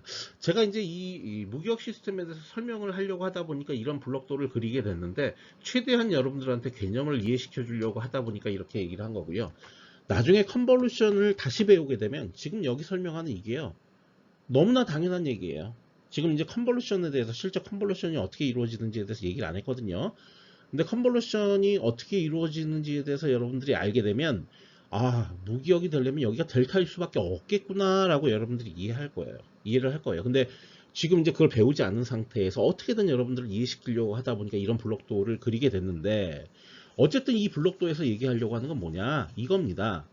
이 블록도 요 시스템을 나타내는 요 임펄스 응답이 델타 함수로만 이루어져 있다면 그러면은 무기억 시스템이라고 입력이 그대로 출력으로 쑥 빠져나온다고. 이게 무슨 얘기냐? 밥을 먹으면 밥을 먹는 즉시 다 똥이 돼갖고 그냥 쭉쭉 빠진다고. 화장실 가서 밥 먹어야 된다는 얘기예요. 이 그림이. 그죠? 이유 이제 우리가 자주 사용하는 시스템에 대해서 이제 기억 시스템과 무기억 시스템을 나눠보도록 하겠습니다. 우리 저항이라고 하는 거. 자, 여기 이제 전원이 있고 이렇게 저항이 연결되어 있어요. 여기다가 플러스 마이너스 5V가 이렇게 있다고 쳐봐. 그럼 여기 전류가 흐르겠죠. 자, 근데 여기 스위치가 달려 있어요. 스위치가 달려 있어서 이렇게 돼 있다고 가정을 하겠습니다. 그래서 여기 이렇게 닫힙니다. 어느 순간에 t가 0인 순간에. 그러니까 t가 0인 순간에 저게 딱 닫혀요. 그럼 여기 흐르는 전류가 어떤 그래프를 가지게 돼? 이게 t가 0인 순간에 닫힌다는 의미는 여기 플러스 마이너스 이 5V가 어떻게 걸린다는 얘기냐면 그냥 t가 0인 전까지는 0이었다가 갑자기 이렇게 5V가 된다는 얘기예요. 그럼 여기 흐르는 전류는 어떻게 되느냐? 전류는요. 똑같이 0이었다가 전류가 갑자기 확 이렇게 흐르게 됩니다. 확 이렇게 이게 무슨 얘기야? 입력을 넣는 즉시 그냥 출력이 나온다. 그런데 이 5V짜리 입력을 넣는데 이게 저항이 아니라 여기가 인덕터나 혹은 캐패시터라고 한다면 이게 바로 이렇게 전류가 확 흐르는 게 아니라 이렇게 흐릅니다. 이렇게. 네? 이렇게 흐른다고. 이렇게 서서히 증가한다고. 이건 메모리가 있는 거죠. 이건 메모리가 없는 거고. 그러니까 입력에 대해서 바로 그냥 출력을 산출하기 시작하면 그거는 무기억 시스템이고 입력 대비 뭔가 시간이 지나야만 이 5V까지 나중에 이제 이게 완충이 돼. 캐패시터 같은 경우 이게 완충이 되면 그러면 이제 이게 5V 캐패시터 갖고 하면 안 되겠네. 인덕터겠네.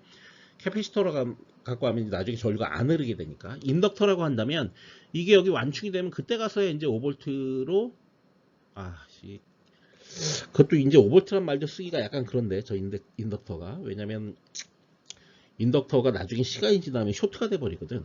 그러니까 저건 타버려요. 여기 저항이 하나 있어줘야 되는데 좀 이 그림을 조금 잘못 그린 것 같은데 어쨌든 나중에 이제 여러 가지 형태로 회로를 구성하다 보면 L이나 C가 들어가면 절대로 그 출력이 되는 전압이나 전류가 갑자기 확 이렇게 변하는 게 아니라 천천히 변합니다. 이렇게.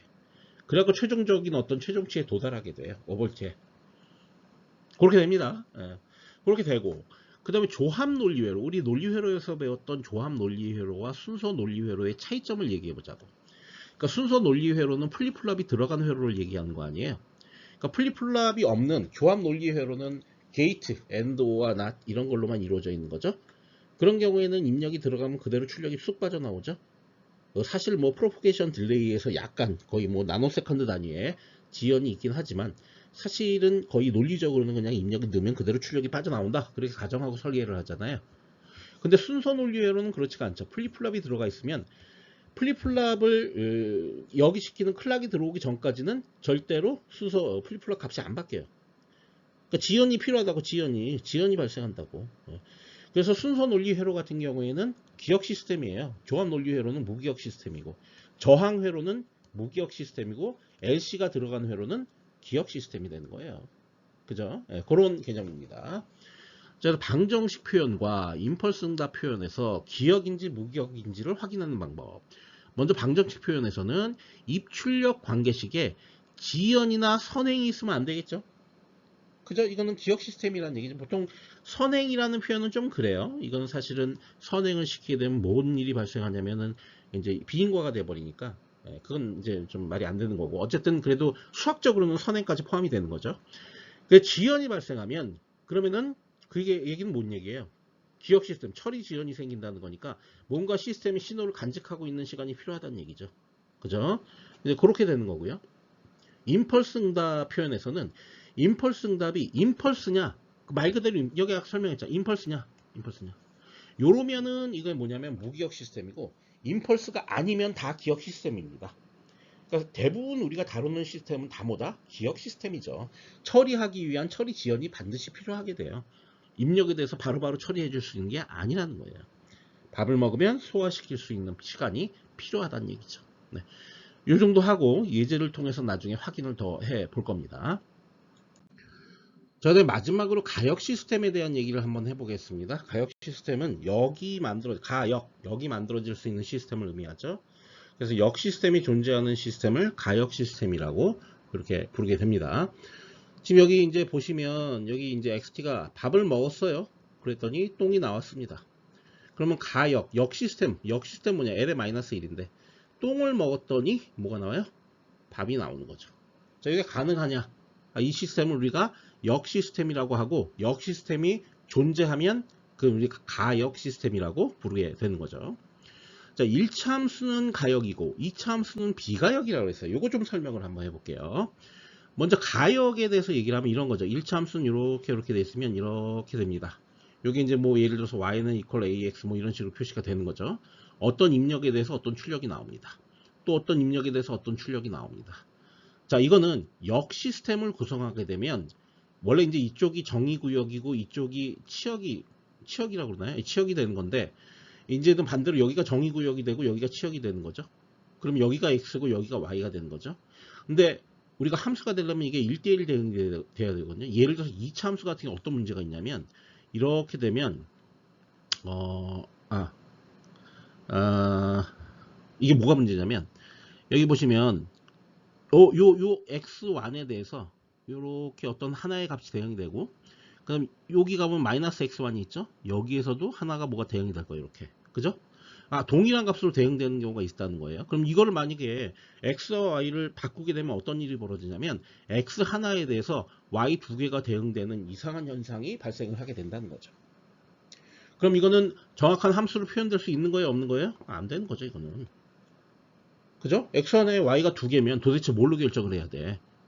그렇잖아. 입력이 하는데 출력이 두 가지 경우가 나오면 안 되죠. 그러면 그거는 역 시스템을 구성할 수 자체가 없는 거죠. 그러니까 2차 함수는 비가역 시스템이에요. 1차 함수는 가역 시스템. 이거는 1대1 대응이 항상 되니까.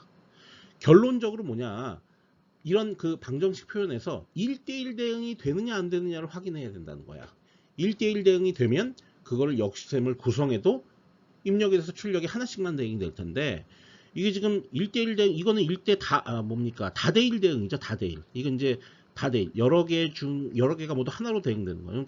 다대1 대응으로 되어 있는 함수 같은 경우에는 1대 다 대응이 되어버린다고, 역 시스템 구성하면. 그죠? 그런 경우는 안 된다는 거죠. 그래서 방정식 표현에서 입출력 관계가 1대1 되는지를 확인해라. 그걸 확인해서 우리가 그러니까 역 시스템이 가능한지 불가능한지를 판별할 수 있게 될 것이다. 그런 얘기죠. 네, 이제 예제를 풀어보겠습니다. 자, 요놈, 요게 역 시스템을 구하라. 저거는 이제 거꾸로 만들어주면 되는 거니까 yt 마이너스 5 나누기 4 이래버리면 요게 xt가 되는 거죠. 그런 다음에 xy 바꿔주면 되죠. 그래서 yt는 4분의 xt의 마이너스 5. 여기가 3이라고 쓰나? 이거 5죠. 5입니다. 5입니다. 자, 이렇게 써주면 되는 거죠. 이게 이제 역 시스템의 어떤 입출력 관계가 되겠습니다. 자, 요는 볼게요. 요거의 역 시스템을 구하라. 미분이니까 양변을 적분을 해주면 이제 이렇게 되는 거죠. 적분해서 yt, dt 이렇게 되는 거고, 오른쪽은 그냥 xt가 될 텐데 xy 바꿔줘야 되니까 여기가 x로 바뀌어야 되고 여기가 y로 바뀌죠. 그럼 이 아래 거랑 똑같아지는 거죠. 그죠? 그러니까 이 두 번째 거의 역 시스템은 이겁니다. 반대로 제가 수학적으로 풀진 않겠지만 이 세 번째 있는 거를 역 시스템을 구현하면 위에 게 되는 거죠. 그죠? 왔다 갔다 하는 관계죠. 그다음 이제 마지막 거, 요거의 역 시스템을 구해라. 그런데 이제 이건 누가 문제냐면 코사인 같은 경우에는 이렇게 되는 거죠. 그럼 이건 뭐냐면 여기를 하나 그으면 다른 x 값에 대해서 y가 여러 개, y가 한 개, 죄송합니다. 여러 개의 x에 대해서 y가 한 개 값으로 매핑이 되죠. 그럼 이게 역 시스템 구현을 하면 하나의 x 값에 대해서 y가 여러 개 대응돼야 되기 때문에 이거는 역 시스템을 구성할 수가 없다라는 결론을 얻을 수가 있게 되죠. 그래서 이건 역 시스템이 없다라고 이해를 하셔야 됩니다. 자, 그래서 예제를 통해서 여태까지 했던 시스템 분류를 한번 공부를 해보겠습니다. 여기 이렇게 주어져 있죠. 그러면 dt분의 dyt 다시 한번 써보는 겁니다. a의 yt 이렇게 되고요. 그 다음에 이게 이제 xt 이렇게 되는 거죠. 자, 여기 개수가 여기 1이고 여기 a고 여기 1이거든요. 여기 상계수 미분 방정식이라 불러요. 그 다음에 미분 방정식은 이제 우리가 다루는 거는 다 선형입니다. 물론 비선형 미분 방정식이 있는데 그건 이제 우리가 다룰 건 아니고요. 선형 미분 방정식만 다룹니다. 우리는. 그러니까 우리가 이제 보게 되는 것들은 다 선형 미분 방정식이라고 생각하시면 되고 여기 있는 게 다 상수계수라고 생각하시면 돼요. 그래서 이런 것들을 상계수 선형 미분 방정식 이렇게 부릅니다. 정확하게는 수학적으로는. 선형성을 만족하느냐? 자, 선형성을 만족하기 위해서는 여기에 쓰인 연산들이 모두 선형인지를 확인해야 돼요. 미분이니까 선형이고요. 그 다음에 여기 곱으로 이루어져 있고요. 합으로 이루어져 있고요. 다 선형이기 때문에 이거는 당연히 선형입니다. 그리고 상계수 미분 방정식은 그냥 다 선형이에요. 그렇게 생각하시면 되고, 그 다음에 시불변성을 만족하느냐? 개수들이 다 상수죠. 그러니까 시불변이죠. 그렇게 이해하시면 되고, 그 다음에 인과성을 만족하느냐? 인과성 만족하려면 현재 이제 방정식 상태니까 현재 출력을 얻어내기 위해서 미래 입력을 사용하지 않는지를 확인해야 되는데, 그러려면 요 t가 들어갈 자리에 다 0을 넣는 거죠. 여기도 0 넣고 여기도 0 넣고 여기도 0 넣게 되면 이제 y0라는 현재 출력을 얻기 위해서 x0 현재 입력만을 이용하고 있죠. 그렇기 때문에 이것도 인과성을 만족을 하고 있는 거죠. 그러니까 t가 0일 때가 현재인 거예요. 그죠?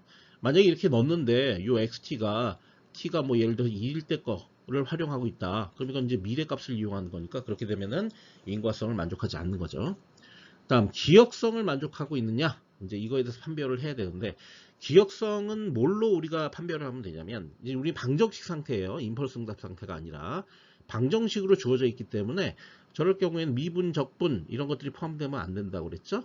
그런 게 들어가면 지연이나 선행이 되기 때문에 기억성이 위배가 되는 거죠. 그래서 이거는 기억성을 기억 시스템이죠. 기억 시스템. 다음 가역성을 만족하느냐? 자, 상계수 방정식은 예를 들어서 요 x에다가 x1t를 넣었을 때 요걸 갖다가 솔루션을 이제 요 방정식을 풀게 되면 y1t를 얻을 수 있고요. 그다음에 x2t를 넣었을 때 이게 이제 y2t를 얻게 되겠죠. 이게 같으면 안 되죠. 그죠? 그러니까 서로 다른 입력에 대해서 같은 출력이 나오면 안 돼요. 근데 이 상계수 미분 방정식에서는요, 입력이 다르면 그 솔루션도 다 달라요. 무조건 다 다릅니다. 그렇기 때문에 이것도 역 시스템을 구성할 수가 있는 거죠. 1대1 대응이 되니까 입력과 출력이. 그죠? 자, 그래서 역 시스템을 구현할 수가 있고요. 역 시스템을 구성을 하려면 요 y하고 요 x 자리를 바꿔주면 되거든요. 그러면 저게 yt는 이렇게 돼. yt는 dt분의 dxt가 되는 거죠. xt. 그 다음에 플러스 a의 xt. xy 자리를 바꿨습니다. 그럼 이건 뭐예요? 미분기. 이건 뭐예요? 증폭기죠. a를 곱했으니까. 그러니까 미분기와 증폭기를 더한 형태로 출력이 얻어지게 되는 거죠. 자, 이 시스템이 뭐다? 네, 역 시스템이 되겠습니다. 자, 이제 이산 시스템에서 우리가 살펴볼 건데요. 사실 앞에 있는 내용하고 똑같습니다. 선형성을 만족하느냐. 이것도 이제 이거 상계수죠, 다. 상계수고, 이거 선형, 차분 방정식이기 때문에 선형성 당연히 만족. 시불변성 만족을 하느냐. 시불변이라고 하는 거는 이제 여기 개수들이 다 상수여야 되는데 다 상수죠. 다 만족을 하고요. 자, 인과성을 만족을 하느냐. 자, 인과성을 만족하기 위해서는 지금 여기가 차분 방정식 상태이기 때문에 여기다가 이제 순서 뭐 저 0을 넣는 거죠. 여기 0 넣고 그럼 요건 어떻게 되나요? 마이너스 1 되고 요건 0 되죠. 그러면은 요거는 현재고 마이너스 1은 뭐냐면 과거입니다. 과거. 그 다음에 0은 뭐예요? 현재죠. 그러니까 현재의 출력을 얻기 위해서 현재의 입력을 이용하고 있죠. 따라서 인과성을 만족을 하고 있죠. 자, 기억성을 만족하느냐. 자, 이 방정식에서 여기 지연이 있죠. 지연이 있으면 안 되는 거죠. 지연이 있으면 기억성이 있는 거죠. 기억성이 있는 거죠. 그러니까 만족을 하는 거죠.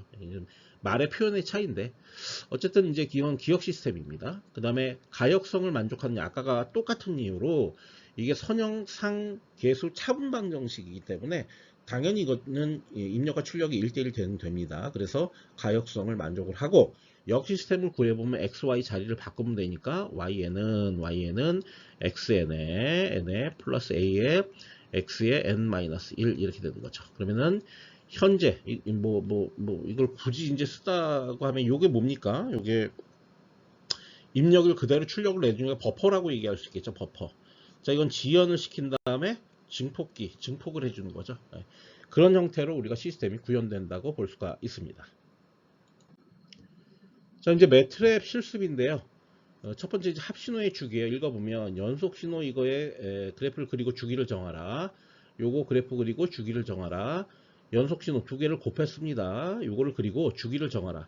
앞선 두 신호의 합신호와 차신호의 주기의 최소 공배수와 같은지 확인하라. 이거 앞서 우리가 주기 정할 때 공부했던 거죠. 그래서 그 같은지 확인을 해보란 얘기고요. 두 신호의 곱은 주파수가 느린 신호가 포락선이 된다. 지금 여기 보시면은 요게 주파수가 느린 신호인데 요게 포락선이 되는 거죠. 그리고 주파수가 빠른 신호가 포락선 내부를 진동하는 신호가 되죠. 이게 원래 이제 빠른 신호인데 내부만 진동해야 되니까 이렇게 이제 크기가 막 변하게 되는 거죠. 그죠? 그렇게 신호가 되는지 확인을 한번 해보란 얘기입니다. 자, 두 번째는 연산 조합된 신호를 그리라는 거예요. 자, XT가 이렇게 주어져 있습니다. 그럴 경우에 요 결과가 이제 최종적으로 요건데요. 이거를 매트랩으로 한번 실제 딜레이도 시켜보고 증폭도 시켜보고 그리고 Y축 이동, X축 이동 다 시켜서 이런 결과가 나오는지 한번 여러분들이 매트랩으로 코딩을 하라는 얘기죠. 이 그림을 예측을 하고 그냥 막 그리면 안 되는 겁니다. 이 식을 보고 이 식에 따라서 이동을 시켜가면서 또 증폭이나 아니면 뭐 축소도 시키고 신장도 시키고 해가면서 결과가 나오는지 확인을 한번 해보시라는 그런 코드가 되겠습니다. 그런 문제가 되겠습니다. 네, 이번 챕터 고생하셨고요. 사실 뭐 이번 챕터는 내용상으로 그렇게 어려운 거 없어요. 아직까지는 우리가 주파수 영역으로 들어가야만 주파수 영역 해석에서 좀 복잡한 게 나올 뿐이고요. 지금 현재까지는 여러분들 충분히 잘 따라오셔야 되는 겁니다. 어쨌든 오늘 수고하셨습니다.